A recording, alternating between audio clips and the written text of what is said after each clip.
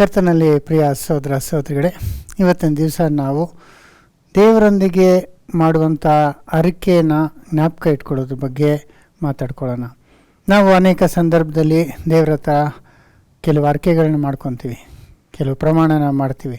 ನಾನು ಹಿಂಗೆ ಮಾಡ್ತೀನಿ, ಹಂಗೆ ಮಾಡ್ತೀನಿ, ನೀನು ನನಗೆ ಕಾಪಾಡಿದ್ರೆ ನಾನಾಗ ಈ ಕಾರ್ಯಗಳನ್ನ ನಿನಗೋಸ್ಕರ ಮಾಡ್ತೀನಿ, ಇಲ್ಲಾಂದರೆ ಕೆಲವು ಕಾರ್ಯಗಳನ್ನ ಬಿಟ್ಬಿಡ್ತೀನಿ ಅಂತೆಲ್ಲ ದೇವ್ರ ಹತ್ರ ನಾವು ಹೇಳ್ಕೊಂಡಿರ್ತೀವಿ. ಆದರೆ ಅದನ್ನು ನಾವು ನೆರವೇರಿಸೋದು ಎಷ್ಟು ಮುಖ್ಯ ಅನ್ನೋದು ಕೂಡ ನಾವು ಇವತ್ತು ತಿಳ್ಕೊಳ್ಳೋಣ. ಸೊ ನಾವು ಜನರಲಾಗಿ ಹೇಳಿರ್ತೀವಿ ಅನೇಕ ಸಂದರ್ಭದಲ್ಲಿ, ಆದರೆ ಅದನ್ನು ಮರ್ತು ಬಿಟ್ಟಿರ್ತೀವಿ. ಆದರೆ ದೇವರು ಅದನ್ನು ಮರೆಯೋದಿಲ್ಲ, ನಮಗೆ ಅದನ್ನು ಜ್ಞಾಪಕ ಮಾಡ್ತಾರೆ. ಯಾಕೆಂದರೆ ದೇವರು ನಾವೇನು ಹೇಳ್ತೀವೋ ಅದನ್ನು ಭಾಳ ಸೀರಿಯಸ್ಸಾಗಿ ತಗೊತಾರೆ. ಅದನ್ನು ನಮ್ಮಿಂದ ಅವರು ಎಕ್ಸ್ಪೆಕ್ಟ್ ಮಾಡ್ತಾರೆ, ನಾವು ಅದನ್ನು ನೆರವೇರಿಸ್ತೀವಿ ಅಂತ ದೇವರು ಎಕ್ಸ್ಪೆಕ್ಟ್ ಮಾಡ್ತಾರೆ. ಆದ್ದರಿಂದ ದೇವರ ಹತ್ರ ನಾವು ಮಾಡ್ಕೊಂಡಂಥ ಅರಿಕೆನ ಮರ್ತು ಹೋಗಬಾರ್ದು, ಅದನ್ನು ನೆರವೇರಿಸಲೇಬೇಕು ಅನ್ನೋದ್ರ ಬಗ್ಗೆ ನಾವು ಎಷ್ಟೋ ಜಾಗರೂಕತೆ ತಗೊಳ್ಬೇಕು. ಸೊ ಇದನ್ನು ದೇವರು ಧರ್ಮಶಾಸ್ತ್ರದಲ್ಲಿ ಒಂದು ಆಜ್ಞೆಯಾಗಿ ಹೇಳ್ಬಿಟ್ಟಿದ್ರು. ಹಂಗೆ ಮಾಡದಿರೋ ಹೋದರೆ, ನಾವು ಅರಿಕೆ ಮಾಡಿ ಅದನ್ನು ನೆರವೇರಿಸ್ತಿರೋ ಹೋದರೆ ಅದು ಪಾಪ ಆಗುತ್ತೆ ಅಂತ ಕೂಡ ದೇವರು ಧರ್ಮಶಾಸ್ತ್ರ ಹೇಳಿದರು. ಅದನ್ನು ದ್ವಿತೀಯೋಪದೇಶಕಾಂಡ 23-21 ನೋಡ್ಕೊಳ್ಳೋಣ. ನಿಮ್ಮ ದೇವರಾದ ಯೆಹೋವನಿಗೆ ಅರಿಕೆ ಮಾಡಿದ ಮೇಲೆ ಅದನ್ನು ತಡಮಾಡದೆ ತೀರಿಸಬೇಕು. ಆತನು ತಪ್ಪದೆ ಅದನ್ನು ವಿಚಾರಿಸುವನು, ತೀರಿಸದೆ ಹೋಗುವುದು ಪಾಪ. ನೋಡಿದ್ರ, ನಾವು ತಕ್ಕನೆ ಅಂದರೆ ಅದನ್ನು ತಡೆ ಮಾಡದೆ ನಾವು ನೆರವೇರಿಸ್ಬೇಕು. ಅದನ್ನು ಆತನು ವಿಚಾರಿಸ್ತಾರೆ. ಆ ರೀತಿ ನಾವು ಮಾಡದಿರೋ ಹೋದರೆ ಅದು ಪಾಪ ಆಗಿರ್ತದೆ ಅನ್ನೋದು ಎಷ್ಟು ಒಂದು ಕ್ಲಿಯರಾಗಿ ನಮ್ಗೆ ಹೇಳಲ್ಪಟ್ಟಿದೆ ನೋಡಿ ಅಲ್ವರ. ನೆಕ್ಸ್ಟ್ ವಚನದಲ್ಲಿ 22ನೇ ವಚನದಲ್ಲಿ, ನೀವು ಅರಿಕೆ ಮಾಡದಿದ್ದರೆ ದೋಷವೇನೂ ಇರಲಿಲ್ಲ, ಆದರೆ ಬಾಯಿಂದ ನುಡಿದದ್ದನ್ನು ನೆರವೇರಿಸಲೇಬೇಕು. ನಿಮ್ಮ ದೇವರಾದ ಯೆಹೋವನಿಗೆ ಬಾಯಿಂದ ಅರಿಕೆ ಮಾಡಿಕೊಂಡಂತೆಯೇ ಅದನ್ನು ಒಪ್ಪಿಸಿ ಬಿಡಬೇಕು. ನೋಡ್ತಾರ ಎಷ್ಟು ಚೆನ್ನಾಗಿ ಹೇಳ್ತಾರೆ. ನೀ ಅರಿಕೆ ಮಾಡ್ಕೊಂಡಿಲ್ಲ ಅಂದರೆ ದೋಷ ಇಲ್ಲ, ಪಾಪ ಆಗೋದಿಲ್ಲ. ಆದ್ರೆ ನೀ ಅರಿಕೆ ಮಾಡಿಕೊಂಡ್ರೆ ಅದನ್ನು ನೆರವೇರಿಸ್ಬೇಕು. ಅರಿಕೆ ಮಾಡಿಕೊಂಡು ನೆರವೇರಿಸ್ತಿರೋದ್ರೆ ಅದು ಪಾಪ ಆಗ್ತದೆ ದೇವ್ರ ಕಣ್ಣಲ್ಲಿ ಅಂತ ಎಷ್ಟು ಚೆನ್ನಾಗಿ ಹೇಳ್ತಾರೆ ನೋಡಿ. ಅದರಿಂದ ಇದು ಒಂದು ವಾಲಂಟ್ರಿಯಾಗಿ ನಾವು ಮಾಡೋವಂಥದ್ದು. ನಾವೇ ಸ್ವೇಚ್ಛವಾಗಿ ನಾನು ಹಿಂಗೆ ಮಾಡ್ತೀನಿ ಹಂಗೆ ಮಾಡ್ತೀನಿ ಅಂತ. ನಮಗೆ ಅನೇಕ ಸಂದರ್ಭದಲ್ಲಿ ಆ ಥರ ಒಂದು ಸನ್ನಿವೇಶ ಬರ್ತದೆ. ನಮಗೆ ದೇವರಿಂದ ಏನೋ ಬೇಕಾಗಿರ್ತದೆ, ದೇವರು ನಮಗೆ ಎಷ್ಟೋ ಒಳ್ಳೇದು ಮಾಡಿರ್ತಾರೆ. ಆಗ ನಾವು ಒಂದು ಅರಿಕೆ ಮಾಡ್ಕೊಂಡಿರ್ತೀವಿ, ದೇವರೇ ಇದು ನೆರವೇರಿಸಿದ್ರೆ, ನೀನು ನನ್ನ ಕಾಪಾಡಿದ್ರೆ ನಾನು ಹಿಂಗೆ ಮಾಡ್ತೀನಿ ಹಂಗೆ ಮಾಡ್ತೀನಿ ಅಂತ ನಾವು ಹೇಳಿರ್ತೀವಲ್ಲ. ಹಂಗೆ ಹೇಳಿದ ಮೇಲೆ ಅದನ್ನು ನೆರವೇರಿಸಬೇಕು. ಹೇಳ್ದಿರ ಇದ್ದರೆ ಅದೇನು ನಮಗೆ ಅಬ್ಲಿಗೇಷನ್ ಇರೋದಿಲ್ಲ. ಅದರಿಂದ ಅದು ವಾಲಂಟ್ರಿಯಾಗಿ ನಾವೇ ಹೇಳೋವಂಥದ್ದು. ಅದು ಹೇಳಿದ ಮೇಲೆ ಅದು ಕಂಪಲ್ಸರಿ ನಾವು ಅದೇನು ಮಾಡಬೇಕು, ನೆರವೇರಿಸಲೇಬೇಕು ಅನ್ನೋದನ್ನ ನಾವು ಇಲ್ಲಿ ನೋಡ್ಬೋದು. ಅದರಿಂದ ನಾವು ಅರಿಕೆ ಮಾಡುವಾಗ ಬಾಯಿಂದ ನಾವು ಕೇರ್ಫುಲ್ಲಾಗಿ ಮಾಡಬೇಕು. ನಾವೇನೋ ಹೇಳ್ಬಿಡ್ತೀವಿ ಬಾಯಿನಲ್ಲಿ, ಕ್ಯಾಶುವಲಾಗಿ ಹೇಳ್ಬಿಟ್ಟೆ ಅಂತ, ಅದು ಹಂಗೆ ಆಗೋದಿಲ್ಲ. ದೇವ್ರು ಕ್ಯಾಶುವಲಾಗಿ ಯಾವುದೂ ತಕ್ಕೊಳ್ಳೋದಿಲ್ಲ. ಆದ್ದರಿಂದ ಭಾಳ ಆಲೋಚನೆ ಮಾಡಿ ದೇವ್ರ ಮುಂದೆ ಮಾತಾಡಬೇಕು.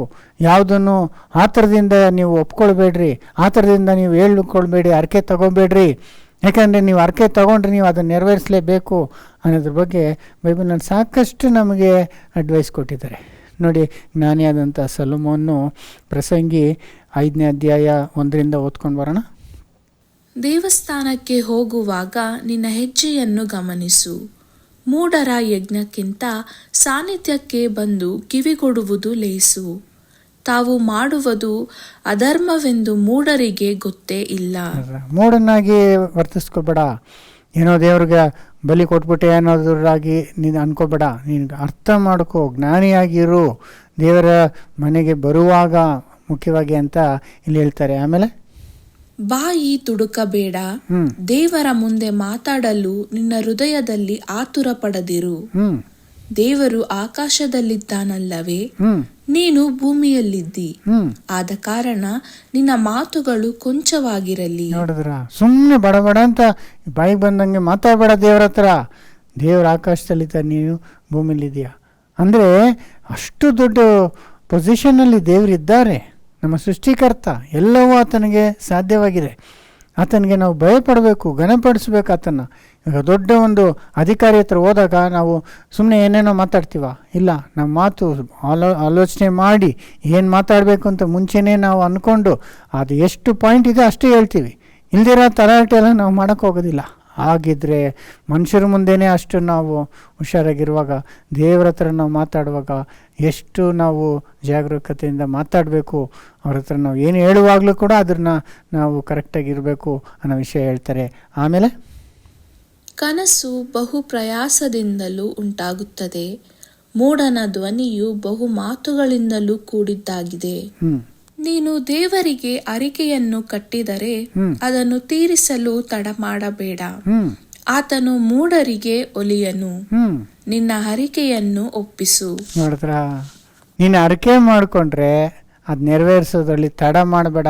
ಯಾಕಂದರೆ ದೇವರಿಗೆ ಮೂಢನಂದ್ರೆ ಅಸಹ್ಯ ಅಂತಾರೆ. ಅಂದರೆ ಮೂಢನಂದರೆ ಏನೋ ಸುಮ್ಮನೆ ಅಂದೆ, ಸುಮ್ಮನೆ ಹೇಳ್ಬಿಟ್ಟೆ, ತಮಾಷೆಗೆ ಹೇಳಿದೆ, ಈ ಥರ ಎಲ್ಲ ದೇವ್ರ ಹತ್ರ ನಾವು ಮಾಡೋಕ್ಕಾಗಲ್ಲ. ದೇವ್ರ ಹತ್ರ ಹೋಗಿ ಜೋಕ್ಸ್ ಹೇಳೋದು, ಸುಮ್ಮನೆ ಕ್ಯಾಶುವಲ್ ಆಗಿ ಹೇಳೋದು, ನಾನು ಹೇಳ್ಬಿಟ್ಟೆ ಆದರೆ ನಾನು ಅದ್ರ ಬಗ್ಗೆ ನಾನು ನಿಜವಾಗ್ಲೂ ಆ ಥರ ಮನಸ್ಸಿನಲ್ಲಿ ಅಂದ್ಕೊಂಡಿಲ್ಲ, ಹಂಗೆ ಹಿಂಗೆ ಅಂತ ಬದಲಾಯಿಸೋಕ್ಕಾಗಲ್ಲ. ದೇವ್ರ ಹತ್ರ ನಾವು ಫೂಲಿಶ್ ಆಗಿ ಬಿಹೇವ್ ಮಾಡೋಕ್ಕಾಗೋದಿಲ್ಲ. ಅದನ್ನೇ ಎಷ್ಟು ಚೆನ್ನಾಗಿ ಹೇಳ್ತಾರೆ, ನೀನು ದೇವ್ರ ಹತ್ರ ಅರಿಕೆ ಮಾಡಿದ್ರೆ ನೀನು ತಡ ಮಾಡದೆ ಅದನ್ನು ನೆರವೇರಿಸಲೇಬೇಕು ಅಂತೇಳಿ 5ನೇ ವಚನ, ನೀನು ಹರಿಸಿಕೊಂಡು ತೀರಿಸದೆ ಇರುವುದಕ್ಕಿಂತ ಹರಕೆ ಮಾಡಿಕೊಳ್ಳದೆ ಇರುವುದು ವಾಸಿ. ನೋಡಿದ್ರ, ಹರಕೆ ಮಾಡಿ ತೀರಿಸದೆ ಇರೋದಕ್ಕಿಂತ ಹರಕೆ ಮಾಡದಿರೋದೇ ವಾಸಿ ಅಂತಾರೆ. ಅಂದರೆ ಹರಕೆ ಮಾಡಿದ್ಮೇಲೆ ಅದನ್ನು ನೆರವೇರಿಸಬೇಕು. ಆದರೆ ಕೆಲವರು ಹರಕೆ ಮಾಡದಿರೋ ಇರೋದೇ ಉತ್ತಮ, ಮಾಡೋದೇ ಬೇಡ, ಏನು ಹರಕೆ ಮಾಡೋದು ಬೇಡ ಅಂದರೆ, ಏನು ಹರಕೆ ಮಾಡಲಿಲ್ಲ ಅಂದರೆ ದೇವರಿಂದ ನಾವು ಏನು ಆಶೀರ್ವಾದನೂ ಪಡ್ಕೊಳಕ್ಕಾಗಲ್ಲ.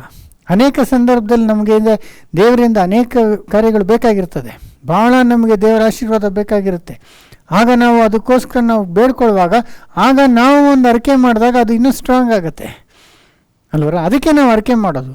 ಯೂಶಲಿ ಅನೇಕ ಸಂದರ್ಭದಲ್ಲಿ ಅದು ಮಾಡುತ್ತಾರೆ. ಹೇಗೆ ಅಂದರೆ, ಒಂದು ಜೀವನ ಹೋಗುವಂಥ ಒಂದು ಪರಿಸ್ಥಿತಿ ಇರ್ಬೋದು. ಇವಾಗ ಏರೋಪ್ಲೇನಲ್ಲಿ ಹೋಗ್ತಾ ಇದ್ದಾರೆ, ಸಡನ್ನಾಗಿ ಅದು ಒಂದು ಟ್ರಬುಲೆನ್ಸಲ್ಲಿ ಎಂಟರ್ ಆಗುತ್ತೆ, ಆಗ ಎಲ್ಲ ಶೇಕ್ ಆಗ್ತಿದೆ, ಏನಾಗುತ್ತೋ ಗೊತ್ತಿಲ್ಲ.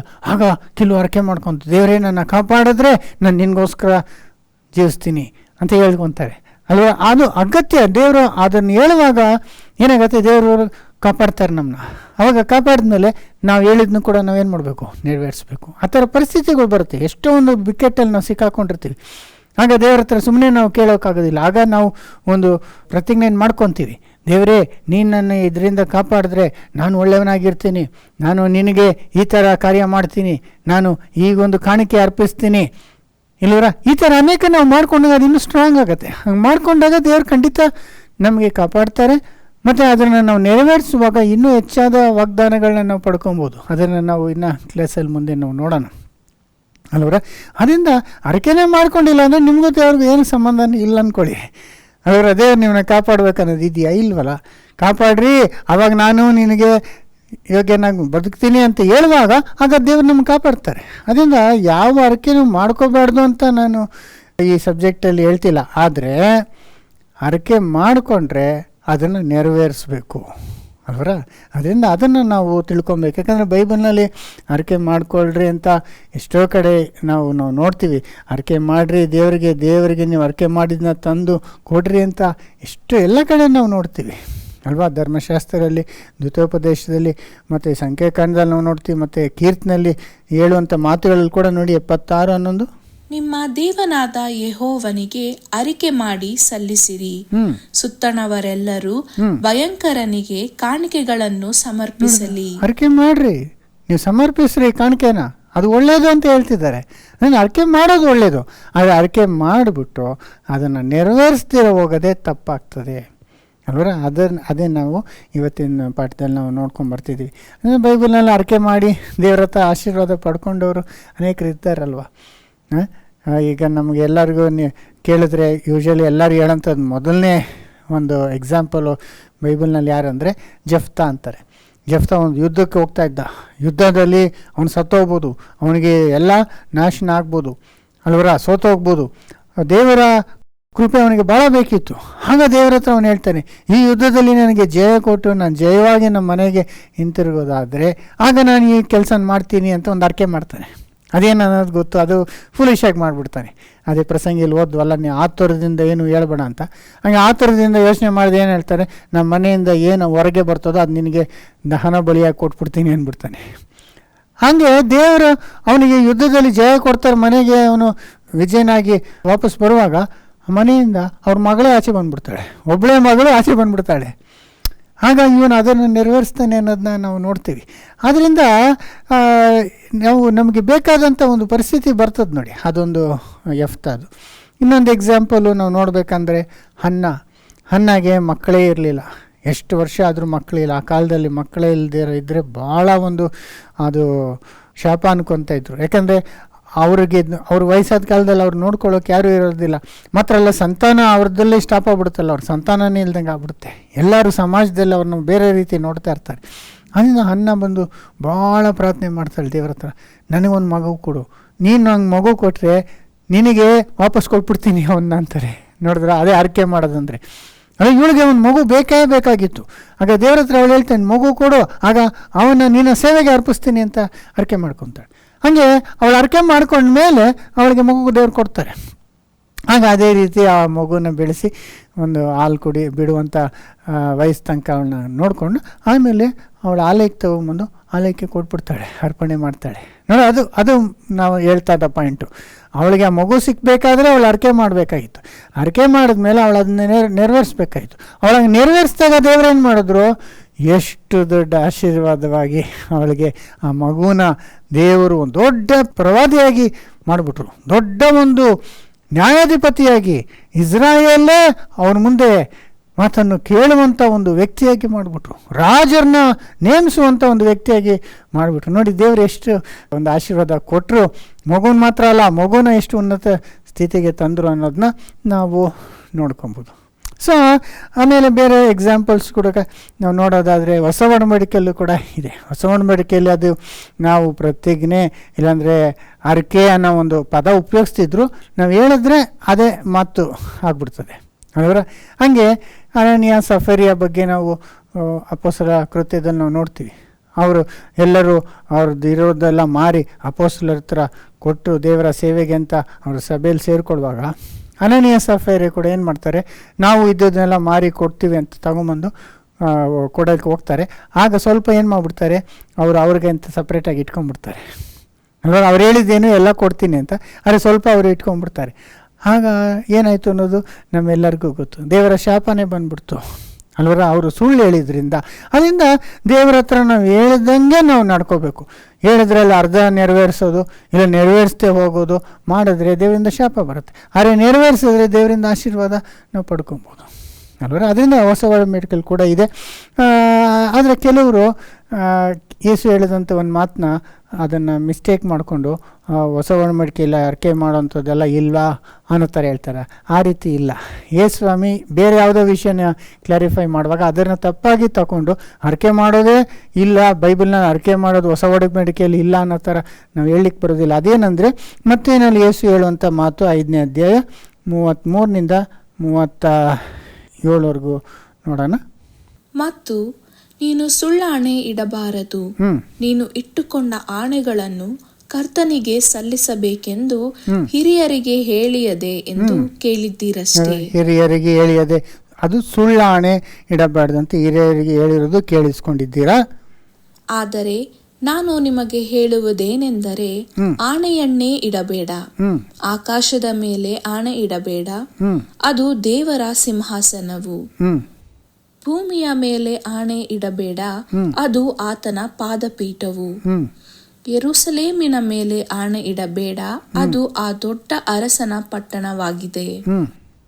ನಿನ್ನ ತಲೆಯ ಮೇಲೆ ಕೂಡ ಆಣೆ ಇಡಬೇಡ, ನೀನು ಒಂದು ಕೂದಲನ್ನಾದರೂ ಬೆಳ್ಳಗೆ ಅಥವಾ ಕರ್ರಗೆ ಮಾಡಲಾರಿ. ಆದರೆ ನಿಮ್ಮ ಮಾತು ಹೌದಾದರೆ ಹೌದು, ಅಲ್ಲವಾದರೆ ಅಲ್ಲ ಎಂದಿರಲಿ. ಇದಕ್ಕಿಂತ ಹೆಚ್ಚಾದದ್ದು ಸೈತಾನನಿಂದ ಬಂದದ್ದು. ಸೊ ಈ ಮಾತಲ್ಲಿ ಆಣೆನೇ ಇಡಬೇಡ್ರಿ ಅಂತ ಕೆಲವರು ಇದನ್ನು ತಗೊತಾರೆ. ಅದರಿಂದ ಯೇಸುಸ್ವಾಮಿ ಏನು ಹೇಳೋದಂದರೆ, ಮುಖ್ಯವಾಗಿ ಇಲ್ಲಿ ಸುಳ್ಳು ಆಣೆ ಇಡಬೇಡ್ರಿ ಅನ್ನೋದು ಹೇಳ್ತಿರೋ. ಸುಳ್ಳಾಣೆ ಅಂದರೆ ಸುಮ್ಮನೆ ಆಣೆ ಇಟ್ಟು ಹೇಳೋದು. ಇವಾಗ ಅವ್ರು ಹೇಳೋಂಥ ವಿಷಯ ನಿಜ ಅನ್ನೋದನ್ನ ನಿರೂಪಿಸೋದಕ್ಕಾಗಿ ದೇವರ ಆಣೆ ನಾನು ಇದನ್ನು ಮಾಡಿಲ್ಲ, ಇದನ್ನು ಮಾಡಿದೆ, ಹಿಂಗಾಯಿತು ಅಂತ ದೇವರಾಣೆ ಇಲ್ಲ ಮದರ್ ಪ್ರಾಮಿಸ್ ಅಂತೆಲ್ಲ ಹೇಳ್ತಾರಲ್ಲ, ಆದಾಗ ಆ ಥರ ಯಾರ ಮೇಲೂ ಮಾಡಬೇಡ ಅಂತ, ಬೇರೆ ಯಾರ ಮೇಲೂ ಆಣೆ ಇಟ್ಟು ಮಾಡಬೇಡ ಅಂತ ಹೇಳಿದ್ರು ಹೊರ್ತು, ಆದರೆ ನೀನು ಅರಿಕೆ ಮಾಡ್ಕೊಬೇಡ ಅಂತ ಹೇಳಿಲ್ಲ. ಈಗ ಆಣೆ ಇಡೋದೇನೆಂದರೆ ಒಂದು ಪಬ್ಲಿಕ್ಕಾಗಿ ಒಂದು ಕನ್ಫೆಷನ್, ವಿಟ್ನೆಸ್ ಕೊಡೋಂಥದ್ದು, ಒಂದು ಸಾಕ್ಷಿ ಕೊಡೋಂಥದ್ದು. ಒಬ್ಬರ ದೇವರ ಹೆಸರು ಹೇಳಿ ನಾನು ಇದು ನಿಜವಾಗ್ಲೂ ಇದು ಮಾಡಿದೆ, ಆದರೆ ಇಲ್ಲಾಂದರೆ ಇದನ್ನು ಮಾಡಲಿಲ್ಲ ಅನ್ನೋದು ಹೇಳೋದಕ್ಕೆ ಅನ್ನೋ ಒಂದು ಪಬ್ಲಿಕ್ ಡಿಕ್ಲರೇಷನ್ ಅದು ಅಲ್ವರ. ಆದರೆ ಅರಕೆ ಮಾಡಬೇಡ ಅಂತ ಇಲ್ಲಿ ಸ್ವಾಮಿ ಹೇಳಿಲ್ಲ, ಅದು ಇಲ್ಲೇ ಸುಳ್ಳಾಣೆ ಹೇಳ್ಬೇಡ ಅಂದರು ಅಲ್ವರ. ಆಮೇಲೆ ಇನ್ನೊಂದು ಏನಂದರೆ ಈ ಸ್ವಾಮಿ ಹೇಳೋದು, ನಿನ್ನ ಮಾತುಗಳೇ ಅದು ಆಣೆ ಥರ ಇರಬೇಕು. ನೀನು ಮಾತಾಡಿದ್ರೆ ಅದು ಹೌದು, ಇಲ್ಲಾಂದರೆ ಇಲ್ಲ, ಎಸ್ ಆರ್ ನೋ ಅಲ್ವರ. ಅಂದರೆ ನಿನ್ನ ಮಾತು ಎಷ್ಟು ಬೆಲೆ ಉಳ್ಳದಾಗಿರ್ಬೇಕಂದ್ರೆ, ಒಂದು ಮಾತು ಕೊಟ್ಟರೆ ಒಂದು ಆಣೆ ಇಟ್ಟಂಗೆ ಲೆಕ್ಕ. ನೀನು ಅದಕ್ಕೆ ಅಂತ ದೇವರ ಹೆಸರಲ್ಲೋ ಇಲ್ಲಾಂದರೆ ಯೆರೂಸಲೇಮ್ ಹೆಸರಲ್ಲೋ ಬೇರೆ ವ್ಯಕ್ತಿಗಳ ಹೆಸರಲ್ಲಿ ಮಾಡೋಕ್ಕೆ ಹೋಗಬೇಡ. ನಿನ್ನ ಮಾತು ಒಂದು ಬಾಂಡ್ ಶೀಟಲ್ಲಿ ಇದ್ದಂಗೆ. ಇದು ಎಷ್ಟು ದೊಡ್ಡ ಮುಖ್ಯವಾದ ಕಾರ್ಯ ಅಲ್ವಾ. ಕೆಲವರು ಹಂಗೆ ಇರಬೇಕು, ನಾವು ಕ್ರೈಸ್ತರು ಹಂಗೆ ಇರಬೇಕು. ನಾವು ಒಂದು ಮಾತು ಹೇಳಿಬಿಟ್ರೆ ಅದೇ ಪ್ರಕಾರ ನಾವು ನೆರವೇರಿಸ್ಬೇಕು. ಮಾತು ಹೇಳ್ಬಿಟ್ಟು ಆಮೇಲೆ ಹೇಳಿಲ್ಲ ಅಂತ ಹೇಳೋಕ್ಕಾಗಲ್ಲ, ಸುಳ್ಳಾಗ್ಬಿಡುತ್ತಲ್ವ ಅಲ್ವರ. ಅದರಿಂದ ನಾವು ಒಂದು ಮಾತು ಕೊಟ್ಟರೆ ಅದೊಂದು ಆಣೆ ಇಟ್ಟದಷ್ಟು ಅದು ಕರೆಕ್ಟಾಗಿ ಇರಬೇಕು, ಒಂದು ಪ್ರಮಾಣ ಮಾಡ್ದಂಗೆ ಇರಬೇಕು. ನಮ್ಮ ಮಾತು ಅಷ್ಟು ಒಂದು ಆಣೆಯ ರೂಪದಲ್ಲಿ ಇರಬೇಕು ಅನ್ನೋದೇ. ಈಗ ನಮ್ಮ ಮನೆಯಲ್ಲಿ ಕೂಡ ಈಗ ನಾವು ನಮ್ಮ ತಾಯಿ ತೀರ್ಕೊಂಡ ನಂತರ ಈ ಪ್ರಾಪರ್ಟಿನಲ್ಲಿ ಎಲ್ಲರಿಗೂ 3 ಜನ ನಮ್ಮ ಅಕ್ಕಂದರಿಗೆ ನನಗೆ ಅದು ಡಿವೈಡ್ ಆಗಬೇಕು. ಆಗ ನಾವು ತಿರ್ಗಿ ಅದನ್ನು ಪಾರ್ಟಿಷನ್ ಮಾಡ್ಕೊಡೋಣ ಅನ್ನುವಾಗ ನಾವು 3 ಜನನು ಒಂದು ಕಾನ್ಫರೆನ್ಸ್ ಕಾಲಲ್ಲಿ ಫೋನಲ್ಲಿ ಮಾತಾಡಿದ್ವಿ. ನಮ್ಮ ಒಂದು ಅಕ್ಕ ಇಲ್ಲಿದ್ದಾರೆ, ಇನ್ನೊಂದು ಅಕ್ಕ ಫಾರಿನ್ನಲ್ಲಿದ್ದಾರೆ. ನಾವೇನು ಮಾಡಿದ್ವಿ, ಒಂದು ಕಾನ್ಫರೆನ್ಸ್ ಕಾಲ್ ಮಾಡಿ ಫೋನ್ನಲ್ಲಿ ಮಾತಾಡಿದ್ವಿ. ಅವ್ರು ನಮಗೆ ಹೇಳಿದ್ರು, ನೀನು ಇದು ಜಾಗ ತಗೋ, ನಾವು ಇದು ಜಾಗ ತಗೊಳ್ತೀವಿ ಅಂತ. ಆಗ ನಾನು ದೇವ್ರ ಹತ್ರ ಪ್ರಾರ್ಥನೆಯನ್ನು ಮಾಡ್ತಾಯಿದ್ದೆ, ಯಾಕಂದ್ರೆ ನಾವು ಚರ್ಚಾಗಿ ಇದೆಲ್ಲ ಉಪಯೋಗಿಸ್ತೀವಿ. ಕೆಲವು ಜಾಗ ಬಂದು ಅದು ಕಾಮನ್ ಆಗಿದೆ. ಮುಂಚೆನೇ ಕೆಲವು ನಮ್ಮ ತಾಯಿ ಡಿವೈಡ್ ಮಾಡಿದ್ರು, ಇವಾಗ ಇನ್ನೂ ಸ್ವಲ್ಪ ನಮಗೆ ಎಕ್ಸ್ಟ್ರಾ ನಾವು ಯೂಸ್ ಮಾಡ್ತಾಯಿದ್ವಿ. ಈಗ ಅದ್ರ ಬಗ್ಗೆ ನಾನು ದೇವ್ರ ಹತ್ರ ಪ್ರಾರ್ಥನೆ ಮಾಡಿದೆ. ಆಗ ನಮ್ಮ ಅಕ್ಕಂದಿರಿಬ್ಬರು ಏನು ಹೇಳಿದ್ರು, ನೀನು ಆ ಫ್ಲೋರ್ನ ಕೂಡ ನೀನು ಉಪಯೋಗಿಸ್ಕೊ, ಕಂಪ್ಲೀಟಾಗಿ ನೀನು 2nd ಫ್ಲೋರ್ ಮಾತ್ರ ಅಲ್ಲ 3rd 4th ಕೂಡ ನೀನು ಉಪಯೋಗಿಸ್ಕೊ, ಮತ್ತು ಪಕ್ಕದಲ್ಲಿ ಇನ್ನೊಂದು ಸೈಟ್ ಇದೆ ಅದನ್ನು ನಮಗೆ ಫುಲ್ಲಾಗಿ ಬಿಟ್ಟು ಕೊಟ್ಬಿಡು ಅಂತ. ಇದು ಬಾಯಿ ಮಾತಲ್ಲೇ. ಆಗ ನಾನು ಸರಿ ಅಂತ ನಾನು ಹೇಳಿದೆ, ಓಕೆ ಅಂತಂದೆ. ಅವರು ಹಿಂಗಂದ್ರು, ಅಷ್ಟೇ ಸಾಕು. ಅಂದರೆ ಬಾಯಿ ಮಾತೇ ಸಾಕಾಗಿದೆ. ಇನ್ನು ನಾವು ಅದನ್ನು ರಿಜಿಸ್ಟರ್ ಮಾಡಿಲ್ಲ, ಡಾಕ್ಯುಮೆಂಟ್ ಏನು ನಾವು ಸೈನ್ ಮಾಡಿಲ್ಲ. ಅದನ್ನು ಮಾಡ್ತೀವಿ ಆಮೇಲೆ, ಯಾಕಂದರೆ ಅದು ಮಕ್ಕಳಿಗೆ ಆಮೇಲೆ ಅದೊಂದು ಕನ್ಫ್ಯೂಷನ್ ಬರಬಾರ್ದು ಅನ್ನೋದಕ್ಕೆ ನಾವು ಮಾಡ್ತೀವಿ. ಆದರೆ ಬಾಯಿ ಮಾತೇ ಸಾಕು. ಅವರು ಹೇಳಿದ್ರು, ಒಪ್ಕೊಂಡ್ರು, ನಾನು ಒಪ್ಕೊಂಡೆ, ಅಷ್ಟೇ ಮುಗೀತು ಅಲ್ವರ. ಅದನ್ನೇ ಸ್ವಾಮಿ ಹೇಳೋದು, ನಿಮ್ಮ ಮಾತು ಹೌದು ಇಲ್ಲ ಅಷ್ಟರಲ್ಲೇ ಇರಲಿ ಅಲ್ವರ. ಕೆಲವರು ಹ್ಞೂ ಅಂದ್ಬಿಟ್ಟು ಆಮೇಲೆ ಇಲ್ಲ ನಾ ಹಂಗಂದಿಲ್ಲ ಹಿಂಗಂದಿಲ್ಲ ಅಂತ ಆಮೇಲೆ ಬದಲಾಯಿಸೋದು, ಇದು ಮಾಡಬೇಡಿ ಅಂತ ಇಲ್ಲಿ ಸ್ವಾಮಿ ಹೇಳ್ತಾ ಇದ್ದಾರೆ. ಅದರಿಂದ ಅರ್ಕೆ ಮಾಡಬೇಡ್ರಿ ಅಂತಲ್ಲ. ಯಾಕಂದರೆ ಅಪೊಸ್ತಲ ಪೌಲು ಒಂದು ಅರ್ಕೆ ಹೊತ್ಕೊಂಡು ಅವ್ರು ತಲೆ ಶೌರ ಮಾಡ್ಕೊಂಡಿರ್ತಾರೆ. ಅದನ್ನು 18ನೇ ಅಧ್ಯಾಯ 18ನೇ ವಚನ ಅಪೊಸ್ತಲ ಕೃತ್ಯದಲ್ಲಿ ನೋಡ್ಬೋದು. ಪೌಲನು ಇನ್ನು ಅನೇಕ ದಿವಸ ಅಲ್ಲಿದ್ದ ಮೇಲೆ ಸಹೋದರರಿಂದ ಅಪ್ಪಣೆ ತೆಗೆದುಕೊಂಡು ತನಗೆ ದೀಕ್ಷೆ ಇದ್ದಿದ್ದರಿಂದ ಕಿಂಕ್ರೆಯಾದಲ್ಲಿ ಕ್ಷೌರ ಮಾಡಿಸಿಕೊಂಡು. ನೋಡಿದ್ರ, ದೀಕ್ಷೆ ಇದ್ದಿದ್ದರಿಂದ ಅವನು ಕ್ಷೌರ ಮಾಡಿಸ್ಕೊಂಡ. ಅಂದ್ರೆ ದೀಕ್ಷೆ ತಗೊಂಡಿದ್ರು. ನೋಡ್ರ, ನಾನು ಏನಾನ ಒಂದು ಕಾರ್ಯ ಆದರೆ ನಾನೇನು ಮಾಡ್ತೀನಿ, ತಲೆನ ಕ್ಷೌರ ಮಾಡಿಸ್ಕೊತೀನಿ ಅಂತ. ಅದಕ್ಕೆ ಅವ್ರು ಬಂದು ಅಲ್ಲಿ ಕ್ಷೌರ ಮಾಡಿಸ್ಕೊಂಡು. ಅಪೊಸ್ತಲ ಪೌಲ ಹಂಗೆ ಮಾಡಿದ್ದಾರಲ್ಲ, ಹೊಸ ಒಡಂಬಡಿಕೆ ಕೆಳಗೆ ಇದ್ದಂಥ ವ್ಯಕ್ತಿ. ಅದರಿಂದ ಇದು ತಪ್ಪಾಗೋದಿಲ್ಲ. ನಾವು ಅಂದ್ಕೊಳ್ಳೋದು, ನಾವು ಹೇಳೋದು ಅರ್ಕೆ ಅಂತ ನಾವು ಹೇಳಿದ್ರು, ನಾವು ಬಾಯಿನಲ್ಲಿ ದೇವರೇ ನಾನು ಹಿಂಗೆ ಮಾಡ್ತೀನಿ ಅಂತ ನಾವು ಒಪ್ಕೊಂಡ್ಮೇಲೆ ಅದು ಅರ್ಕೆಗೆ ಸಮಾನ ಅಲ್ವರ. ಈಗ ಕ್ಷೌರ ಮಾಡಿಸ್ಕೊಂಡು ನಾನು ಒಂದು ಸತಿ ಮಾಡಿಸ್ಕೊಂಡಿದ್ದೆ. ನಾನು ಪ್ರಾರಂಭದಲ್ಲಿ ಯವನಸ್ಥನಾಗಿದ್ದಾಗ ನಾನು ಮನಸ್ಸಲ್ಲಿ ಒಂದು ಅಂದ್ಕೊಂಡಿದ್ದೆ, ಹಿಂಗೆ ಆಗಲಿಲ್ಲ ಅಂದರೆ ನಾನು ತಲೆಗೆ ಇದು ಮಾಡ್ಕೊತೀನಿ ಅಂತ. ಹಂಗೆ ನಾನು ಮಾಡ್ಕೊಂಬಿಟ್ಟಿದ್ದೆ. ಆ ಥರ ಸಹೋದರ ಸಹೋದರಿ, ಈಗ ಹೊಸ ಒಡಂಬಡಿಕೆಯಲ್ಲಿ ಏನೂ ಚೇಂಜ್ ಆಗಿಲ್ಲ. ಹೊಸ ಒಡಂಬಡಿಕೆಯಲ್ಲಿ ನಾವು ಅರ್ಕೆ ಮಾಡಿಕೊಂಡು ನಾವು ಅದನ್ನು ನೆರವೇರಿಸಬೇಕು. ನೆರವೇರಿಸ್ದಿರ ಹೋದರೆ ತಪ್ಪಾಗ್ತದೆ. ಆದರೆ ನೆರವೇರಿಸುವಾಗ ನಾವು ಇನ್ನೂ ಹೆಚ್ಚಾದ ಆಶೀರ್ವಾದವನ್ನು ಪಡ್ಕೊಳ್ಬೋದು. ಇದೆಲ್ಲ ಹೊಸ ಒಡಂಬಡಿಕೆಯಲ್ಲಿ ಏನೂ ಚೇಂಜ್ ಆಗಿಲ್ಲ ಸಹೋದರ ಸಹೋದರಿ. ಇದನ್ನು ನಾವು ಮುಂಚಿತವಾಗಿ ತಿಳ್ಕೊಬೇಕಾಗಿದೆ. ಇವತ್ತಿನ ದಿವಸ ಇನ್ನೊಂದು ವ್ಯಕ್ತಿ ಹಳೆ ಒಡಂಬಡಿಕೆಯಲ್ಲಿ ಆತನು ದೇವರ ಹತ್ರ ಒಂದು ಅರ್ಕೆ ಮಾಡ್ತಾನೆ, ಆದರೆ ಅದ್ರ ಬಗ್ಗೆ ಮರ್ತೋಗ್ತಾನೆ. ಆದರೆ ದೇವರು ಆತನಿಗೆ ಜ್ಞಾಪಕ ಮಾಡಿ ಅದನ್ನು ನೆರವೇರಿಸುವಂತೆ ದೇವರು ಹೇಳ್ತಾರೆ. ಅದರಲ್ಲಿ ನಮಗೆ ಇರುವಂಥ ಪಾಠನ ಕೂಡ ನಾವು ನೋಡ್ಕೊಳ್ಳೋಣ.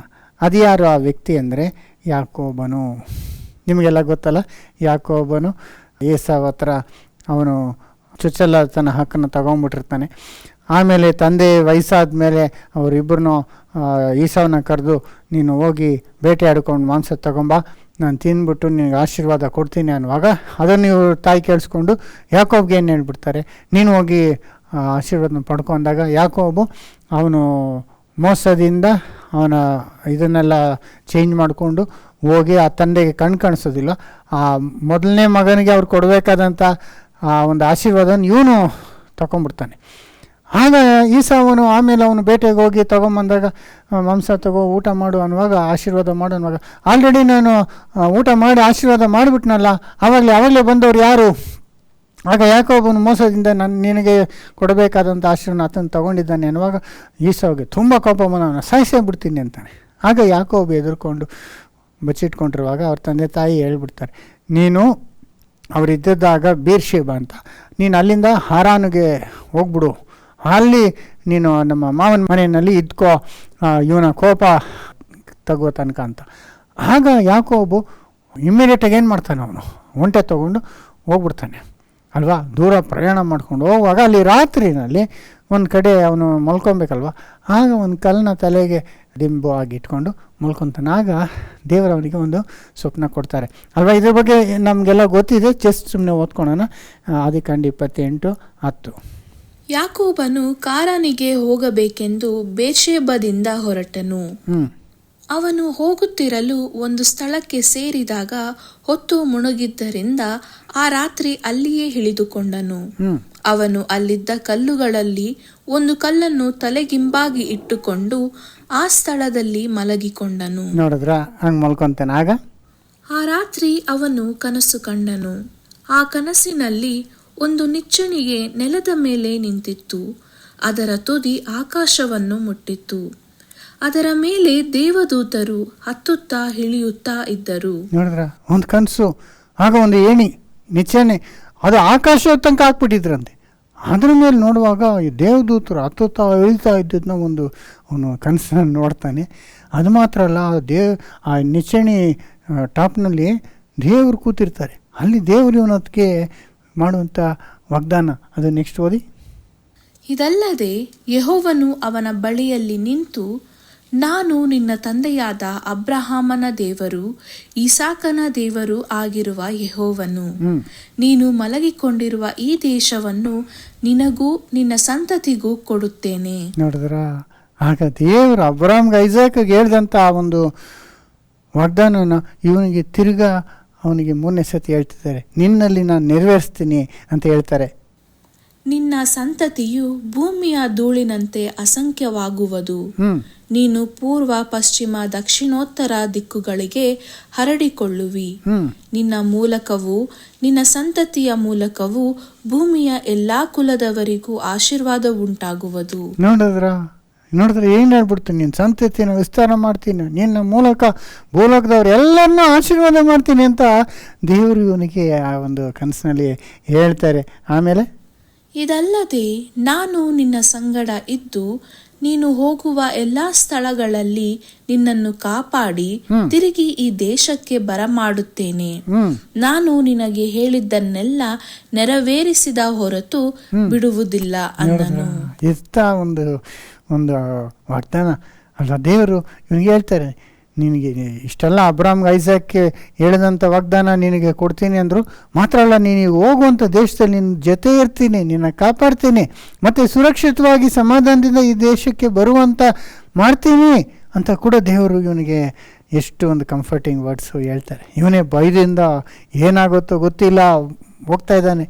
ಆದರೆ ದೇವರ ಆ ಥರ ಅವನಿಗೆ ಅಭಯ ವಚನ ಕೊಟ್ಟು ಅವನ್ನ ಬಲಪಡಿಸ್ತಾರೆ. ಆಗ ಅವನು ನಿದ್ದೆಯಿಂದ ಎದ್ದು ಅವನು ಅಂಥ ಒಂದು ಸ್ಥಳ, ಎಂಥ ಒಂದು ಸ್ಥಳ ಇದು ಅಂತ ಅವನು ರಿಯಲೈಸ್ ಮಾಡ್ಕೊತಾನೆ. ನೋಡಿ 16.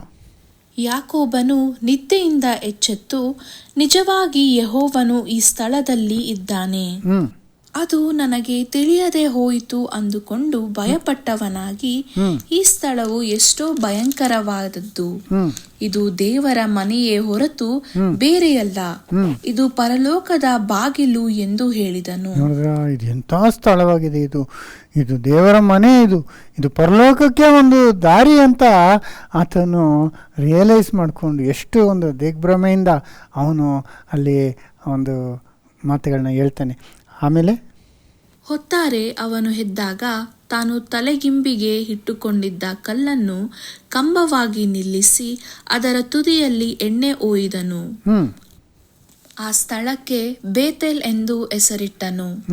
ಅಲ್ಲಿರುವ ಊರಿಗೆ ಮೊದಲು ಲೂಜ್ ಎಂದು ಹೆಸರಿತ್ತು.